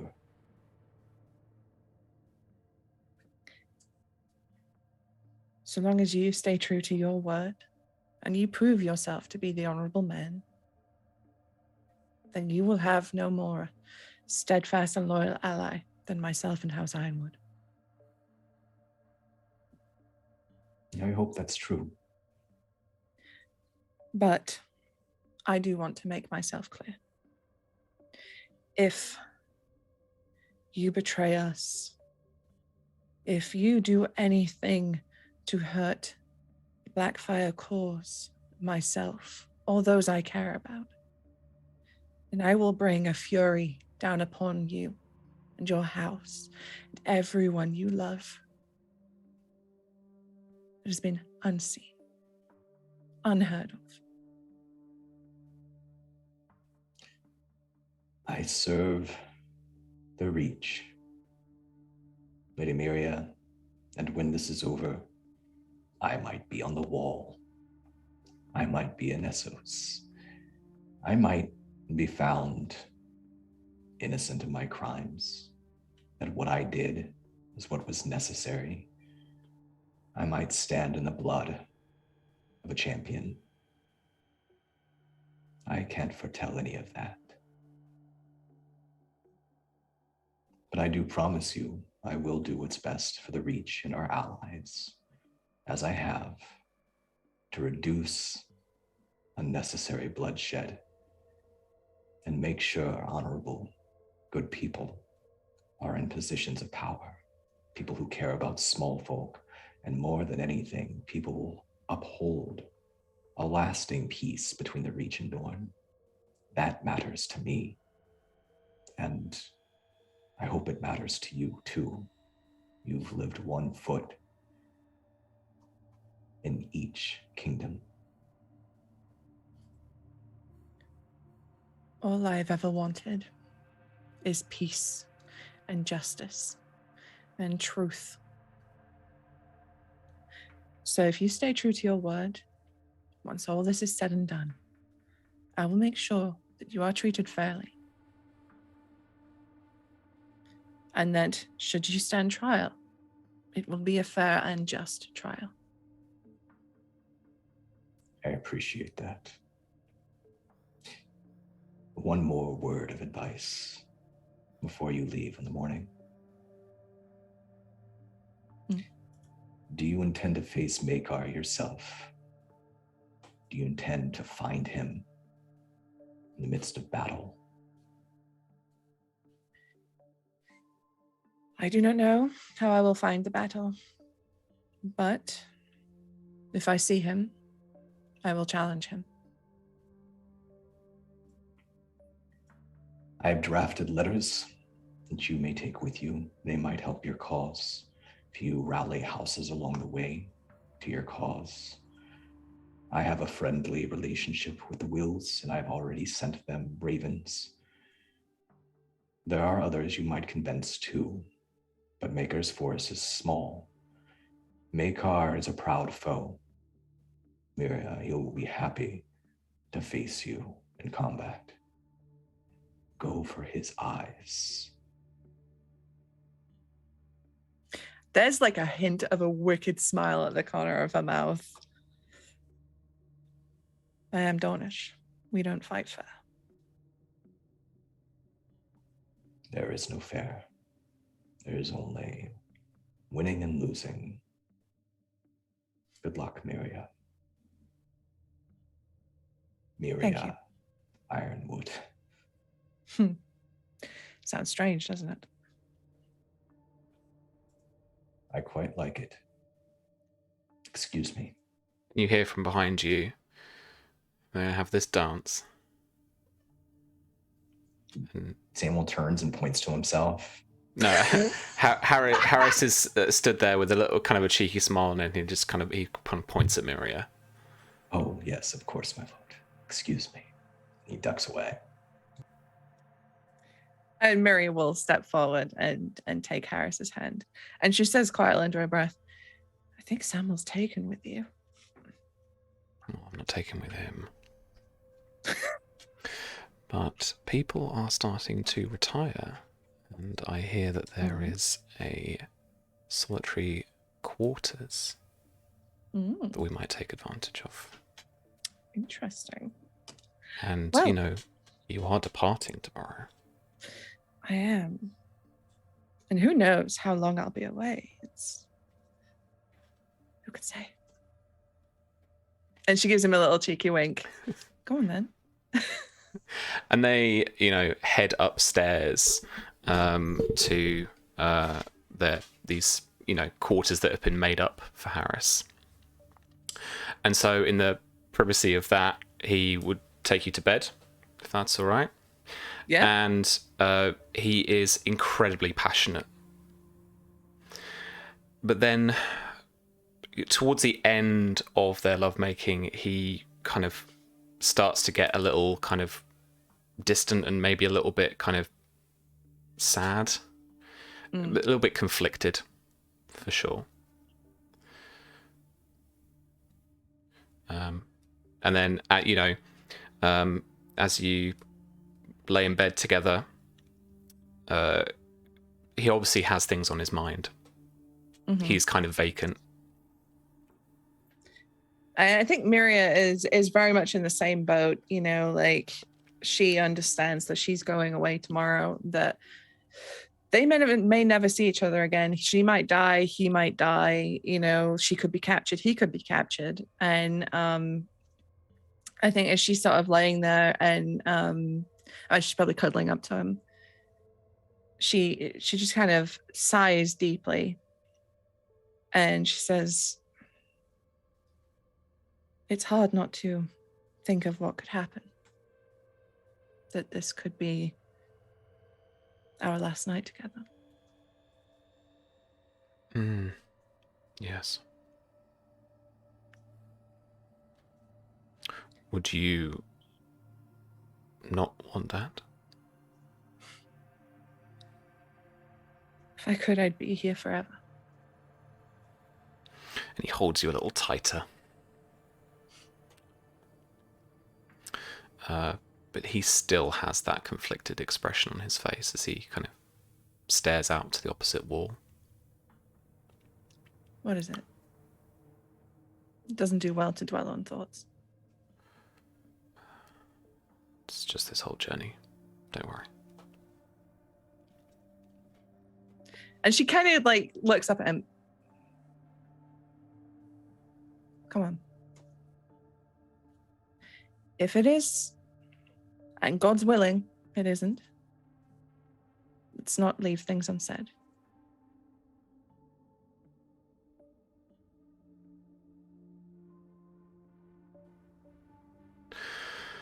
I don't know that I can marry you, Miria.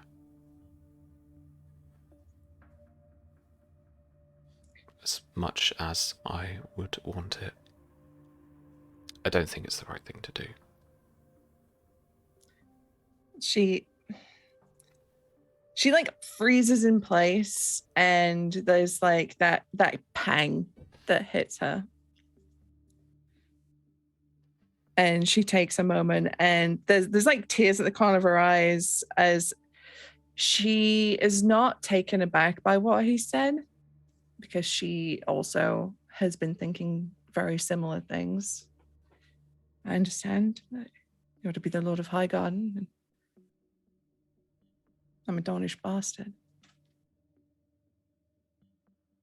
If you're to marry someone, then they should be someone important. Oh my God, Millie.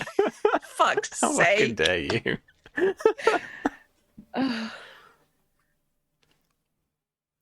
He doesn't say anything really in reply. But he, sits naked on the end of the bed, and just kind of thinks about what he's going to do. I think Miria rolls over in the bed, facing away, and she pulls the sheet up around her and has a little tiny cry. Thanks, Sam. Enzo. Oh shit! I didn't expect that. We've still got a little bit of time. Okay. Camped out one night around a Cool. small campfire. Yeah. As far away as you can get, as you think you can get from anybody that might be traveling around this little glen in these woods. You hear a rustling of bushes from behind you, Okay. Put my hand on my rapier, and have I got people around me? Have I got my companions around me and stuff? Yeah. Who's on stack? Who's guarding? So if I'm awake, I'm kind of constantly having a look, but I would imagine probably I'll just say we'll have Morgan and Garth, the knight and squire, with me. Okay. If I hear something, I might kick one of the others away. Yeah, you hear another rustle and then like a flapping of birds leaving their roosts a bit further away. I'm going to stare intently at that location to see if I can see anything. All right. Roll me an awareness notice check. Okay.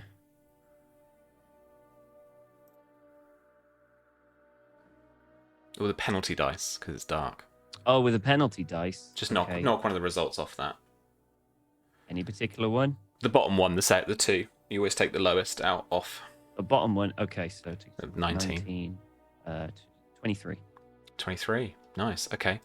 In the very dim darkness from outside the kind of glow of the campfire, you think that you can see Ren's face staggering through the bushes in a bit of a hurry. Heck, she's good. And I'm like, Ren? And she's like, shh. And she kind of gets up to the camp towards you. Maybe just a foot away from you finally, and she says, I had to kill one fucker to get here. I don't know how many of there might be thereafter. What do you mean? Well, they're just whoever they can, kind of guarding the path, looking out for I see what you Black mean. Dragon Right. supporters. Forgotten wherever this little shield is now. Give me a second. Okay. Because you are near you're nearish somewhere that on that map. You're on there's the little ant people. I've forgotten who they are. The Ambrose. ant people. Oh wait, Ambrose, Aubrey Ambrose. Okay, no, actually, okay.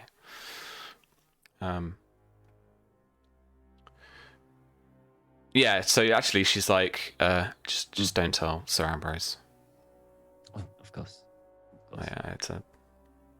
No. Accidents happen on the road. And she holds up a letter. You were successful. She hands it to you. You are wonderful, Ren. Have a rest here. Have a bite to eat. I could sleep for days. Well, you could sleep until around the morning. And then she kind of goes round the campfire to go and sit or lay down somewhere, and then she suddenly sees the guy with the sack on it. Oh, has he got a sack on his head still? Has Jaffrey got the sack on his head? Yeah, Fucking yeah. hell. He's sleeping with the sack on.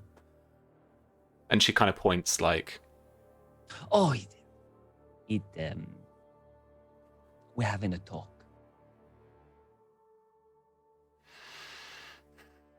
Strangest thing I've heard. And she turns around and just kind of starts settling down to kind of rest her head.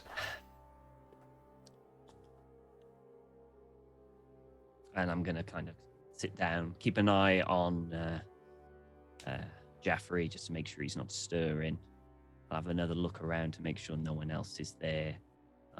I might even tell Garth and is it Garth? I keep forgetting their names, I'm afraid. Yes, Garth and Morgan. Glad you've written it down. I know, right? I've got it right there. To maybe just have a little patrol around just to make sure nothing's around. And I'm going to kind of open up the letter and see All right. what it says. Really? You want to do the honours for me? Okie dokie. The letter is marked ES. My lord, alas, a dance lacking joy is no dance at all. Perhaps the girl will be of greater cheer when the small doll that my brother stole is returned to her. I've gone to great pains to ensure that it is so. Luckily, he is now preoccupied with new playthings far more suited to his boisterous games. The delightful little green spear made of wood and iron which he once gifted to me, and an amusing red and white ball. The spear recently nicked my brother's horrid pet serpent most enjoyably, and it will no doubt be shortly lost somewhere in the sand. I shall keep a close eye on the ball, though. It would be a great shame if my brother were to break such a surprisingly agreeable toy. My brother has hinted that our friend Mathos may soon join us for a walk around the garden, but I shall not hold my breath. My brother's promises are as unreliable at best, and father will soon be unwillingly entertaining other guests. I dearly hope to dance with you in the warm candlelight of home soon. DS. Nod, and I'll hold it up to the fire. Same as ever. My clever boy. Ooh. Such a generous gift must be reciprocated. Do let me know what would bring you joy. Until you decide, I shall dream of the sea and knowing your home as you know mine. Yours, Deirdre. And a big smile. And he'll kind of like put it away and he'll keep it in his kind of like coat pocket. And he'll head over to Ren as she's laying down, and he'll kind of like pop a silver stag next to her head and give her a gentle pat. And look at Jaffrey on the ground, and kind of stare at him intently, and just sit down and stare at the fire again. Okay.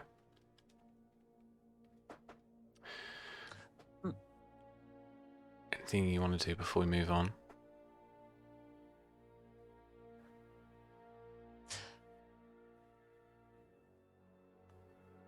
Yeah.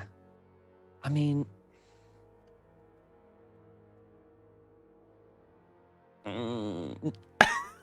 What is this? I'm just thinking of whether or not to wake Jaffrey and question him again. No, I'll leave it. All right. I'll leave it. All right. Mara, with this opportunity of a bit of food and a bit of drink at the keep, Ashford Keep, is there anyone that you would want to talk to, or anything that you would want to do? I feel like Mara is very gently avoiding being anywhere near Miria or around. She probably wants to talk to Harris, but he's not by himself, and she's not gonna go over where Miria is, which means she probably is also avoiding Faye as well, because Faye and Miria, like, it doesn't slip her notice that the two of them are having a very good time together. And she's conflicted about that. In some ways, she's upset because she knows she's lost her sister, and now she's watching Faye enjoy her company. And there's a bit of her that, like, this is what it feels like to see somebody in the place where you would hope that you are. Yeah. I feel like the only person I know the stuff that Dom wants to do, but the only person that she'd find is Samuel, to see how he's doing after everything. Yeah, absolutely. Because she probably sees him go off with Miria. And then come back on his Todd. Yeah. But I imagine it's like I imagine we're going back to the camp, right? It's only lodgings for Harris and Miria here tonight. Yeah. I'd say so. So I imagine it's just on the way back when the two of them are probably riding by themselves, walking. I don't know how far we're However you actually want to frame it. from Ash. It's not too far. It's a leisurely stroll. It's not like just over the field, but it's a 10-minute walk at most if you want. I imagine they might walk because they spend a lot of time on horseback. But she more just wants to check in with him. Is everything okay? I know you didn't really want to go tonight. The feast was fine, and I believe that we've done something meaningful here today. I'm doing as best I can. Probably doesn't help, but Baelor is a fair man. One might even argue good. I know you're worried about your father and Hornhill, but you are making the right choice and pushing west. I'm sure he won't come to harm.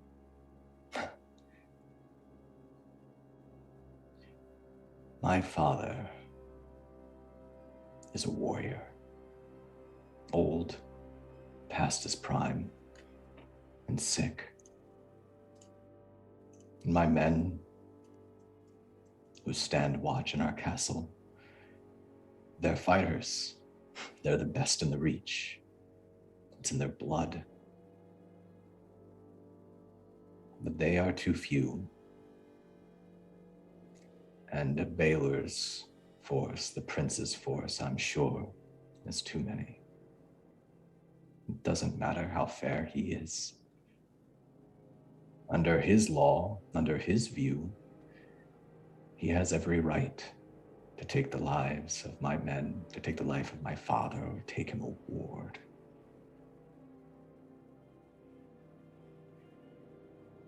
I was hoping that he would be better before we left. He would have recovered from his sickness. I really wanted him to see me lead, to see that Hornhill was in good hands. It is. And he knows that. Oh, he does not know that. He doesn't. He's never shown cruelty to me. He's been kind and loving. But he's never believed that I was capable of much of anything. Do you really think your father, even sick, would have let you do all the things that you've done if he didn't think that you were capable of it? Do you really think he would have let you turn around a host if he didn't think that you were capable of leading it somewhere for something important? If your father is anything like mine, and he reminds me of mine greatly, he's just not very good at telling you. He's proud of you, Samuel. Those summers I spent at Hornhill, when I'd be sitting around waiting for you to finish training and I'd sit with him, he'd tell me about you. Things that you'd done.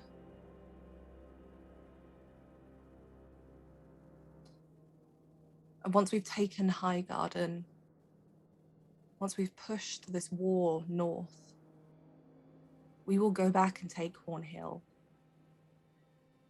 Whatever happens to your father, he will be proud of you. I will never see my father again. I feel it in my heart. And it doesn't matter if we march southwest to try to intercept Prince Baelor. You'll be there first. We'll have the low ground on the hill. We won't have the castle. He'll get what he wants. And if we keep doing the right thing, if we keep our allies close, if we show that we're trying to unite the Reach instead of burn it, then maybe it'll all be worth it. But my father, I have to believe, Mara, that he is already dead, even if it's not true. She kind of gives him a sad smile, because she knows. When we meet Baelor, when finally I get to stand face to face with the Targaryen prince, that is when I will feel that pain. And when we take Highgarden and show that the Reach is united under Blackfyre, anyone near that keep will see the prince's head hanging from its ramparts, and they will know that there is no place for Targaryens in the Reach anymore. And then I will bury my father one way or the other, But right now, Mara, all we can do is march forward and try to do better than we've done in the past.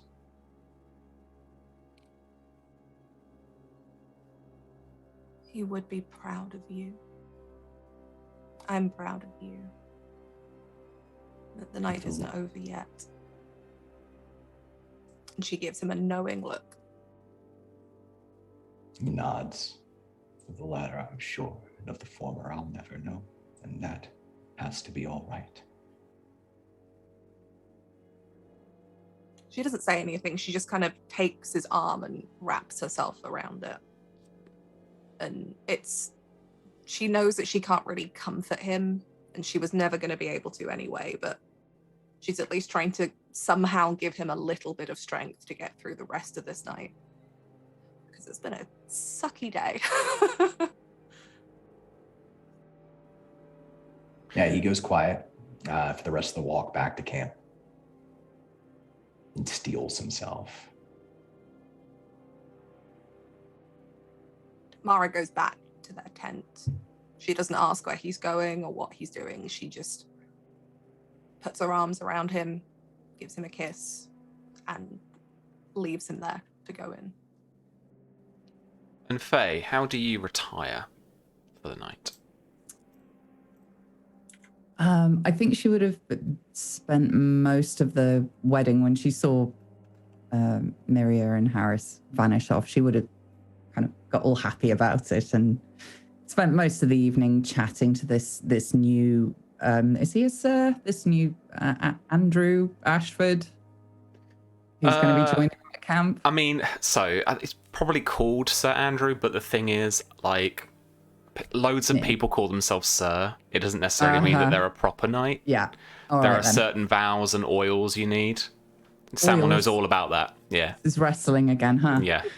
Cool. Initiations. Awesome. Don't need to know. He's been anointed. Yeah. By the oils. Lovely. Yeah, she would have just been like getting to know this guy, and when Mara and Sam will head back to the camp, she's like, "Oh, okay, cool. So those two have vanished, and you two have right. Can you walk me back just in case I get like murdered horribly or something?" Yeah. So she's just kind of making nice, having a chat with him, probably having a chat and a drink with the men back at camp, like. With it, when it comes to Sir Andrew, did you want to, like, mechanically actually get anything? Did you want to either get maybe some information? Did you want to charm him to make him like you better? I think just doing the Faye usual, just have a chat, get to know the guy, use the opportunity to convince him that she's a steady pair of hands and a nice person. Cool. All right. Oh, roll me persuasion charm. Charm. Okie dokie. Yeah. And sod it, just for shits and giggles, I will put a bonus dice. Fair enough. Because we like allies. Yeah.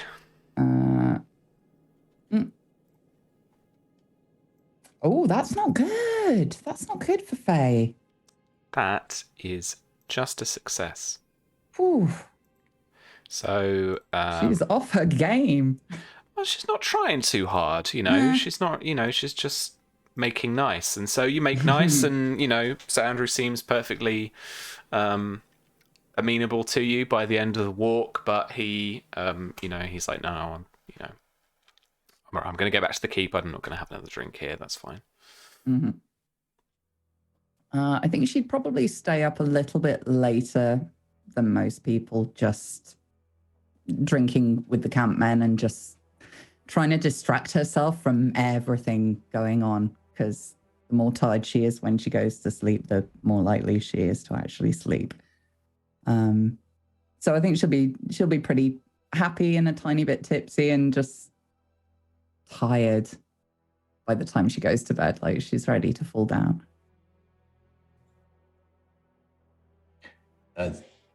Probably just a few minutes after Lady Faye returns to her tent, Samuel ducks in uninvited with a bottle of some wine, some camp wine. in his hands, a couple of glasses, and he says, Faye,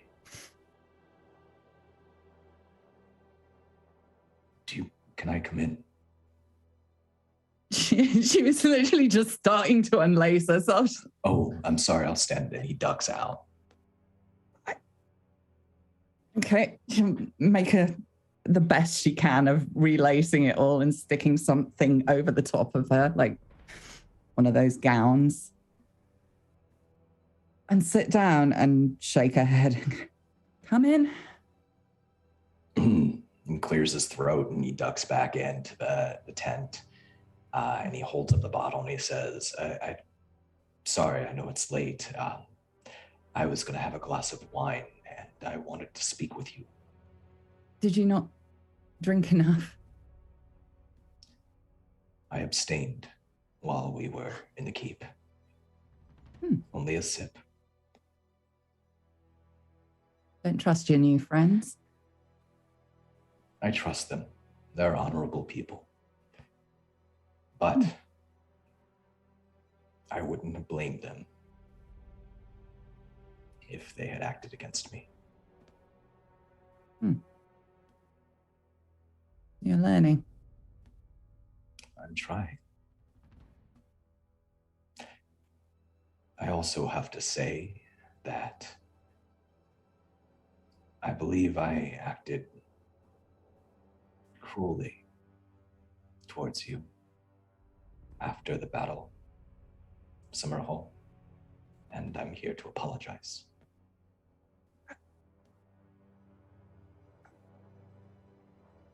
Forgive me, I have lost track of what you're apologizing for. Which particular...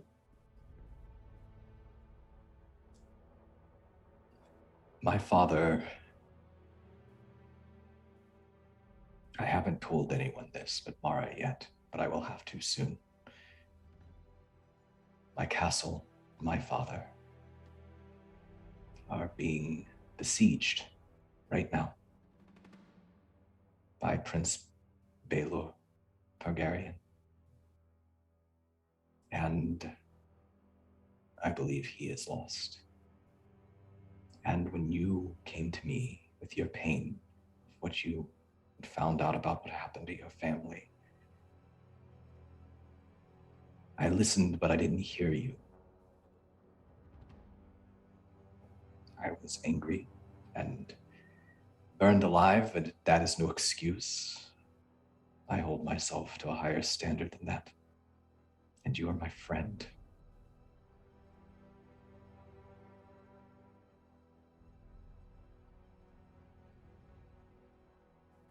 She'll reach across and just squeeze his hand really tight, and there's genuine sympathy there because she knows what he's said before his father means to him.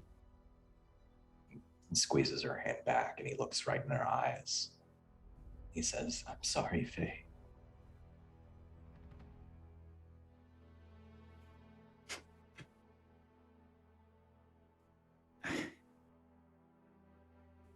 Now is maybe not the time. Apologies, my lord. This has been a long day. But Yes. I'm sick of hearing sorry. Don't be sorry. Be better.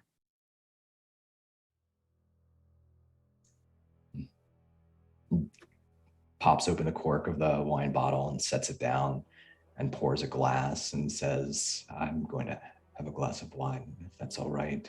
I don't know if you'd like one or not. Would that make you feel better? It always feels better not to drink alone, but tonight I don't care either way. Just one then. A small one. And pours a small glass, hands it to her. I am working to be better. It's not easy to navigate. and I don't have much goodwill. But that is why I'm here, beyond just an apology, Faye. I want to offer you anything. Whatever you want, whatever you need to make things right with your family. Costain, I don't understand why you think he did what he did, but I don't have any reason not to believe you either. I've already told you what I wanted. You want Costain, what, killed, put on trial? I want to question him. I want to find out where all this came from. I want to follow the trail back. I need to know. I know you question my timing, but you have to understand I am not acting rashly. This decision was not made out of instant pain or anger. I have been sitting in this grief for years. I have been waiting and biding my time and making the right friends and working to make my name count for something. And when I saw that fire over Summerhall,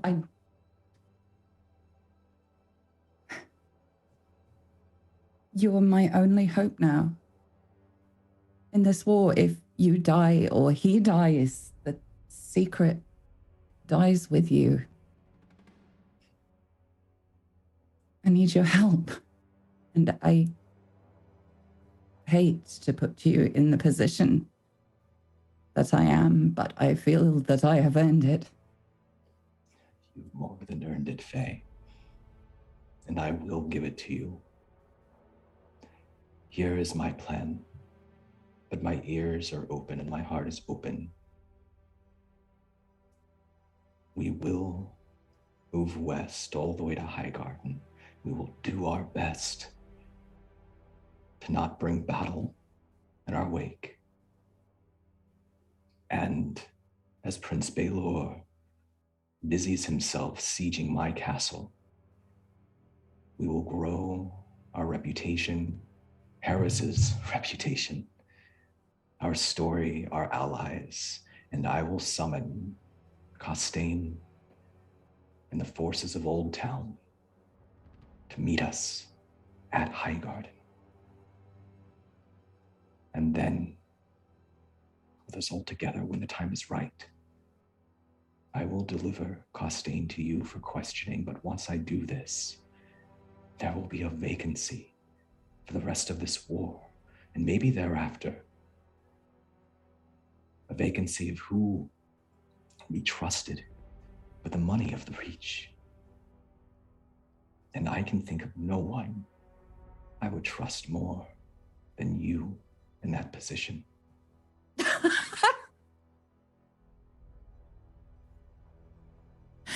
I wrong? Am I wrong?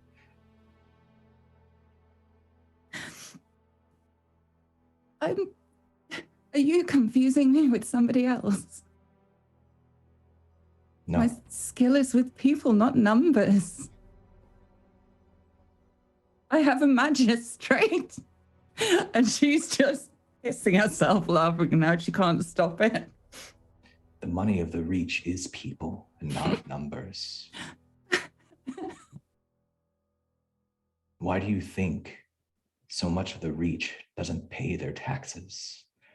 Why do you think that the money doesn't flow the way it should, that we're not as prosperous as we once were? It's because the people have been forgotten, Faye. That's something you can make right. And you can have people help you with the numbers. But with the authority, with the purpose, think of all the good you could do. Think of what that money could do if it was used correctly.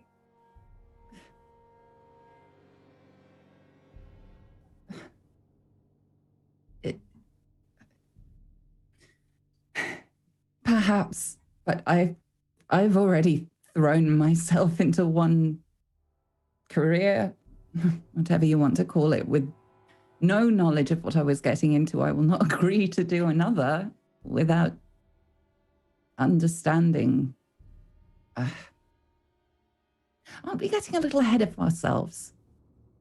We have to be ahead of ourselves. If we don't remain ahead of everyone else, then we fail.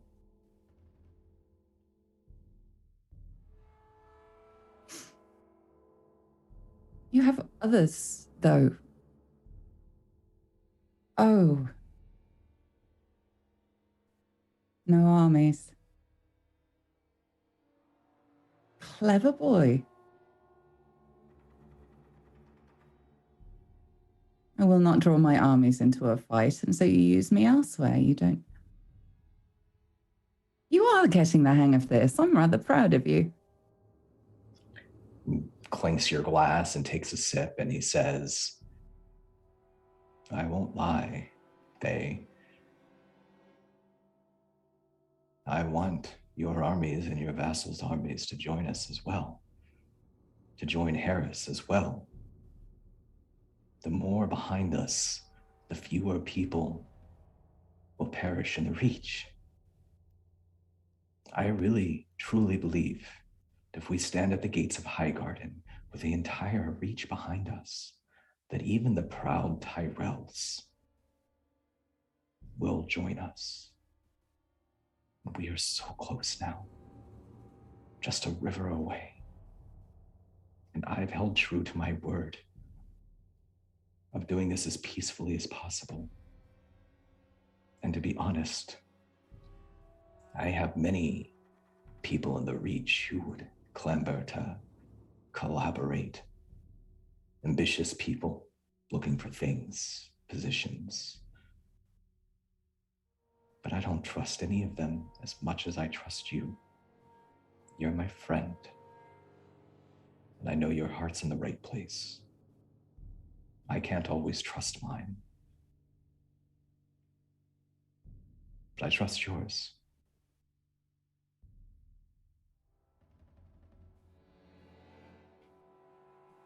Makes sense, I suppose. Or perhaps it's the wine. Never can tell these days, can you?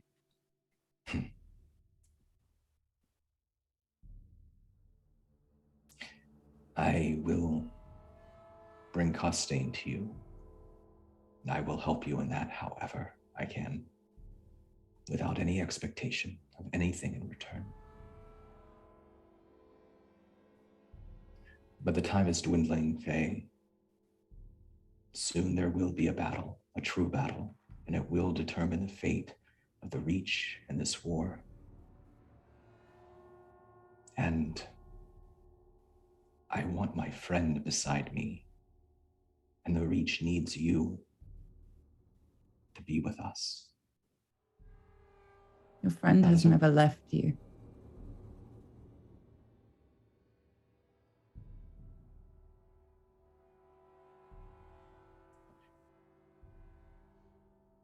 Then declare for us. It's not about friendship at all, is it? Of course it is.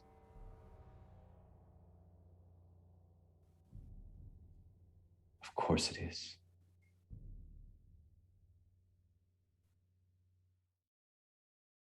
Have I not done enough? Faye, I will give you anything. I will do anything for you if you join us. I will fight for you in your house. But I can't have you, my friend, on the sidelines. I need you with us fully. Can't. It's already agreed. Without you, we will lose. It's a matter of strategy and movement and changing pieces. And without you, we will lose, and the Reach will pay for it, because we're too far now. We're too far in. Every time I think I've finally done enough to prove myself to you two.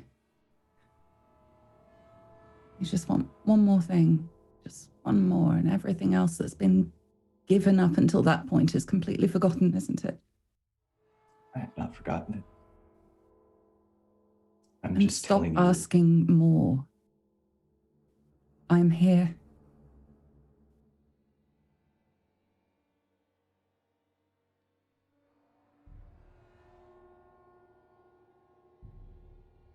He drinks the rest of his wine.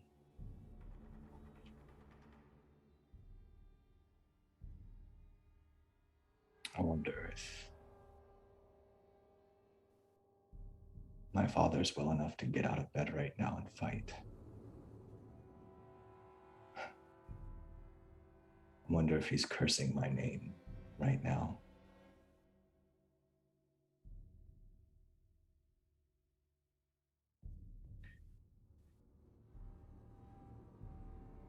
I am asking this of you, Faye.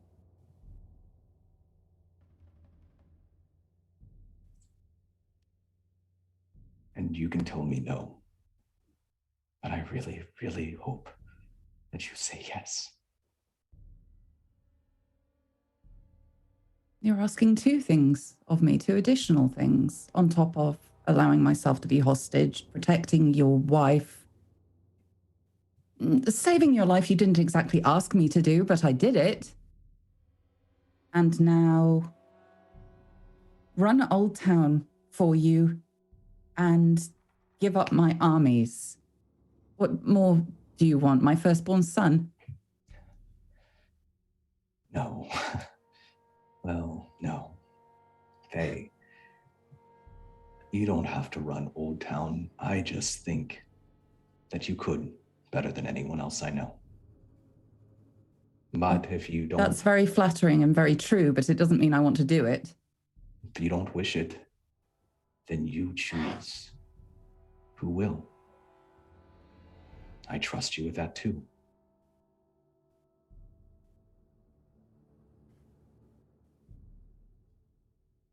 But your armies, yes. They don't have to fight in the van. We won't even fight until we meet Baelor. And when we do, he will face the entirety of the Reach. But we must unite, and there's just no more time. So this I'm asking of you. Declare for Blackfyre. Let your vassals and your armies rally to us. Some men stay behind to guard your homes. And let's finish this together. Truly together, you not a ward.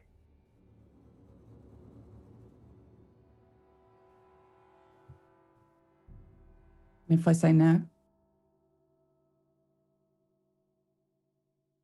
Then I will return to my tent and finish this bottle of wine and sleep poorly tonight.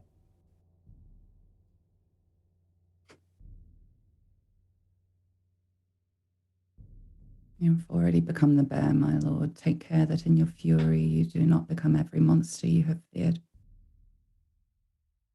You have nothing to fear from me, Faye.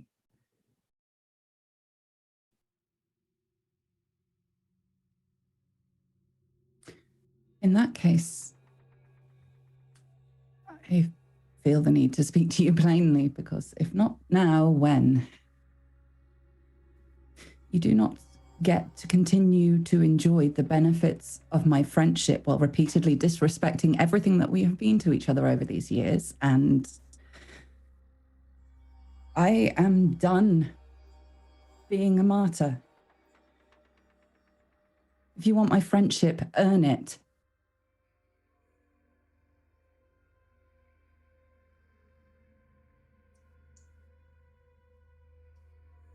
I'm sorry that doesn't come so easily to me.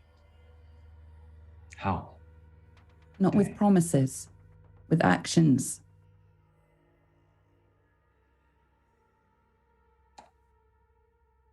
Do you have a piece of parchment?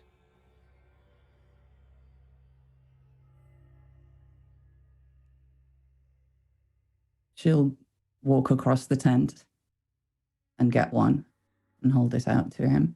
But she's keeping a distance between them now. It feels strange to be too close to him. He takes the piece of parchment in his hands and grabs a quill and dips it in some ink. He begins quickly writing a letter. It basically demands that Lord Costain bring Old Town's forces to rally outside of Highgarden. He doesn't have a seal on him, so he sets it aside. We take another piece of parchment, and he writes a second edict. And this one directly demands Costain stand interrogation for crimes of the past. He signs his name to both of them. No. When he She'll take that second one and just tear it up. He will not come if he is warned.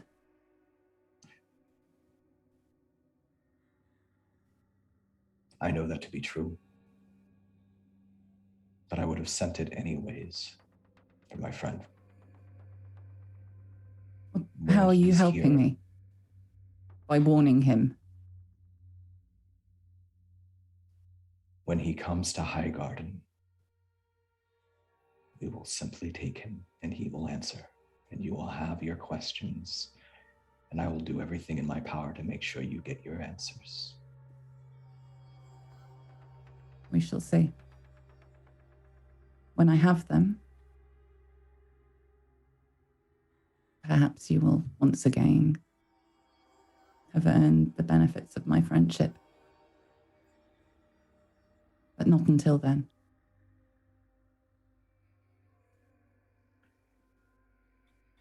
I'm done with promises and sorries. And I'm tired. I can accept that, Faye. But I'm not your friend asking you for your armies.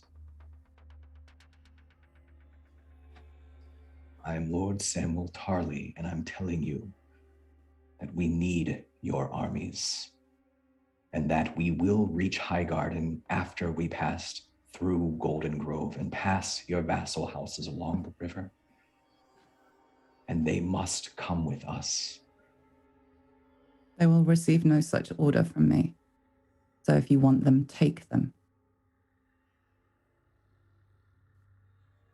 He takes a long drink of the bottle of wine, and he sets it down on the table, what's left of it.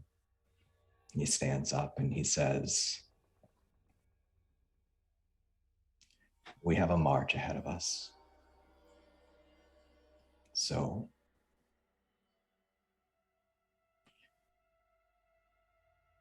I hope you can reconsider. I hope you enjoy your wine and poor sleep. Good night, Faye. She'll just close the tent flap in his face.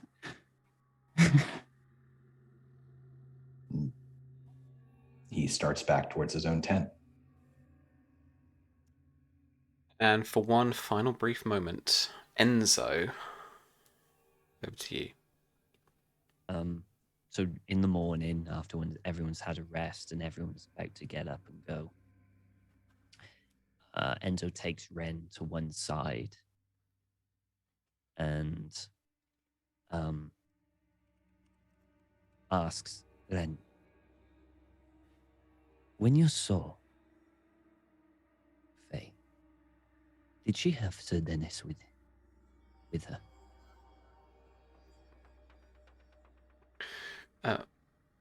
Millie, you'll have to remind me that it was after he went, right? Yeah. Yeah. So Summerhall, Kaboom, Small Child, and Sir Dennis, and all the spies went to Highgarden. Okay. No. Okay. I need you to find him for me. He should be heading to, I believe, Highgarden. I need you to intercept him before he gets there. This is very important. I need you to bring him and the boy with him to Golden Grove. I need, and I quickly write, like, set that exact thing, signing it Enzo, and I'll even give her the letter I just received from Faye as hopefully further proof that that's her will, because it might take a hell of a lot of persuasion to get him to deviate from that.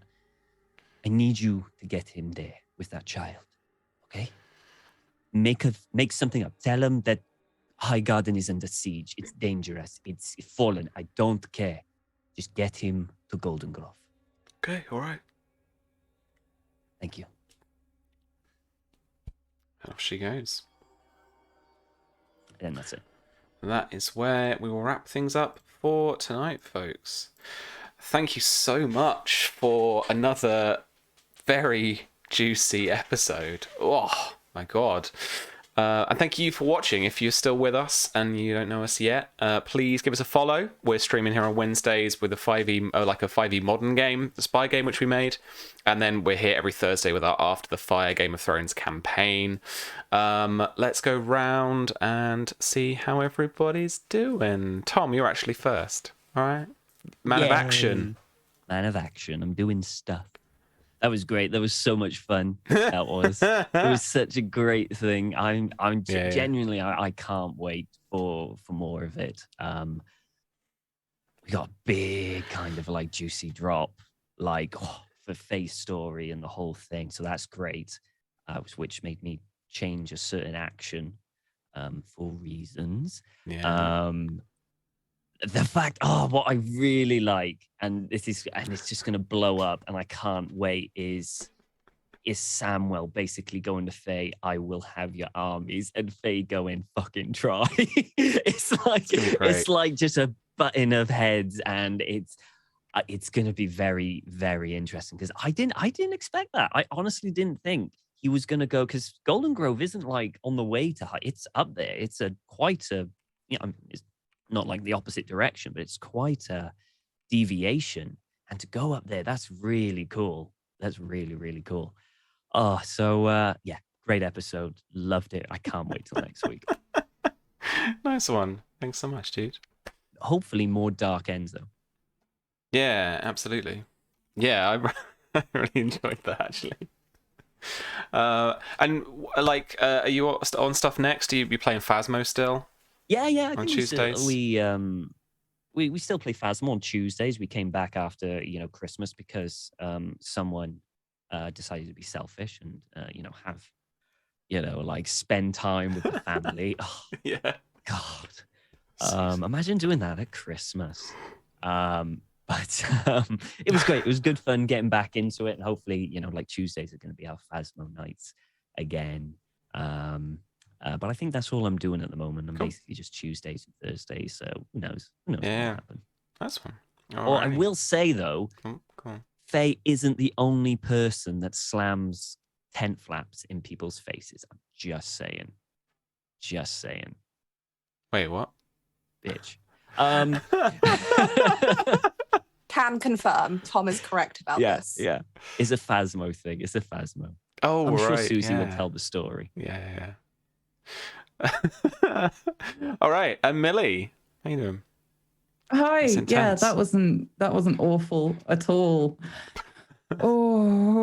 I've been waiting for that to come, but it always surprises and delights me in the most annoying way.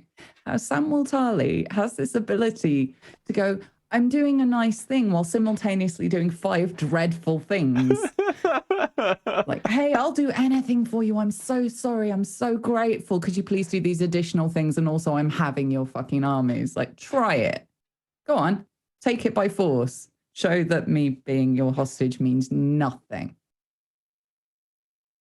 Be the Summerhall butcher villain. I don't care anymore.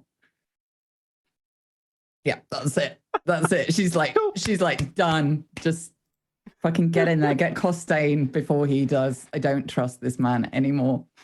All right. Gross. Awesome. And she's going to be gutted if she finds out about Harris and Miria, because she was full on matchmaker rooting for those two. If he hadn't grabbed her, she was going to have a proper word with him and just like, would you just? Yeah. Love is doomed. Yay. Game of Thrones, mate. Game of Thrones. But she looked great in the dress. Really pleased about that. Thanks for the hairdo. I love the idea actually that like Faye's going to get more and more into her archery, and she's slowly just going to be like, oh, actually the braids are really practical. I like that, and just have that little element of Miria hanging around. Yeah, that's so cute. I like it. And where can we find you?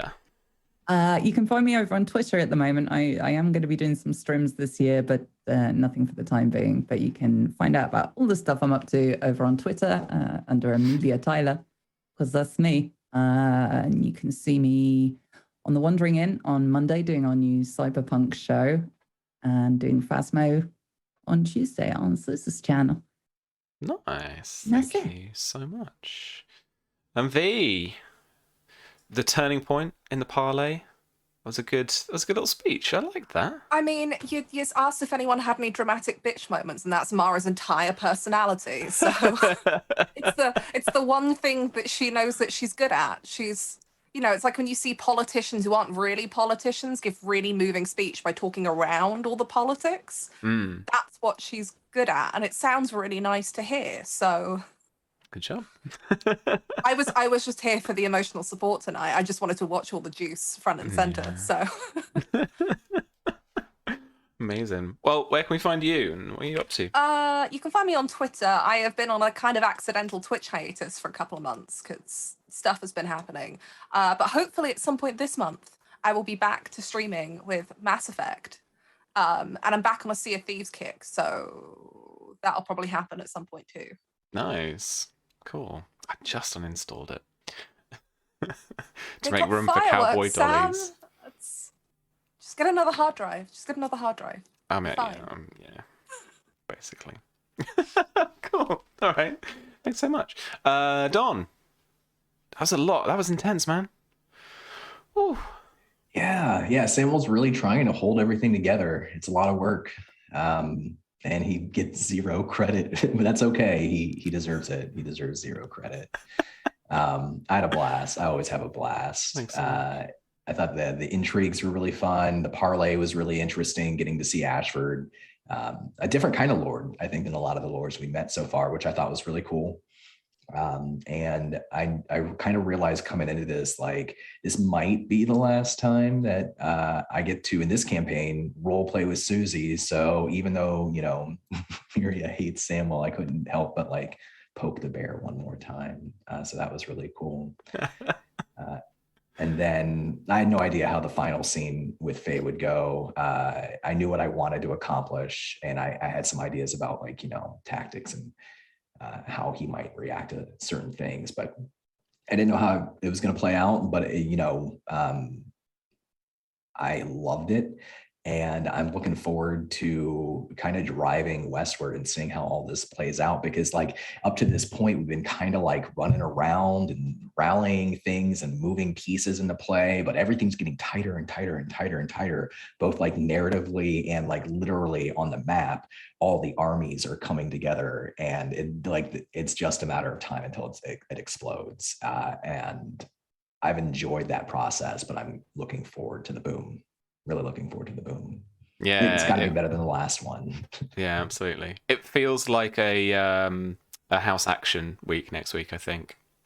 Cool. To move everyone around, and then we can set up what will it kind of be then the final beats until we wrap up the campaign. Wow. Long time coming as well. Oof. Alrighty. Where can we find you? Oh yeah, you can find me on Twitter if you want at Donathan Fry. I full time I run tabletop role playing games. I have a Patreon where you can find out more about that stuff. Also write games on the side. So like I'm working on Fallout right now, and I'm working on Dark Matter right now, and I've got this other thing that I can't really talk about right now. But yeah, that's what I do. You can find me online if you want. Sometimes I post things. Sometimes I don't. You might see some pictures of some maps or something like that. Yeah. Lots of cool maps so far at the moment. Lots of cool maps. Can't wait to see those. Alrighty, and Susie. I'm sorry. No, you're not. No, I'm not. It's fucking juicy. It's juicy, and my heart is in a million pieces, but I'm not giving up. I'm not giving up. There's a little glimmer of hope. There's always hope. And I think Miria, even though she's like, I knew this was, I know. Even though Miria's like, I understand, because she thought the same. You know, he's going to be Lord Paramount. Who the fuck is she comparatively? And he would have to make a political marriage. Oof. She's still, because she loves him, man. But yeah, maybe this, like V says in chat, maybe this is the way to spare Harris if he's not romantically attached to Miria. Yeah. Maybe he'll survive. But I'm gonna just go have some sad girl hours and change my Twitter to like an MSN status and be listening to like Adele on repeat. Do.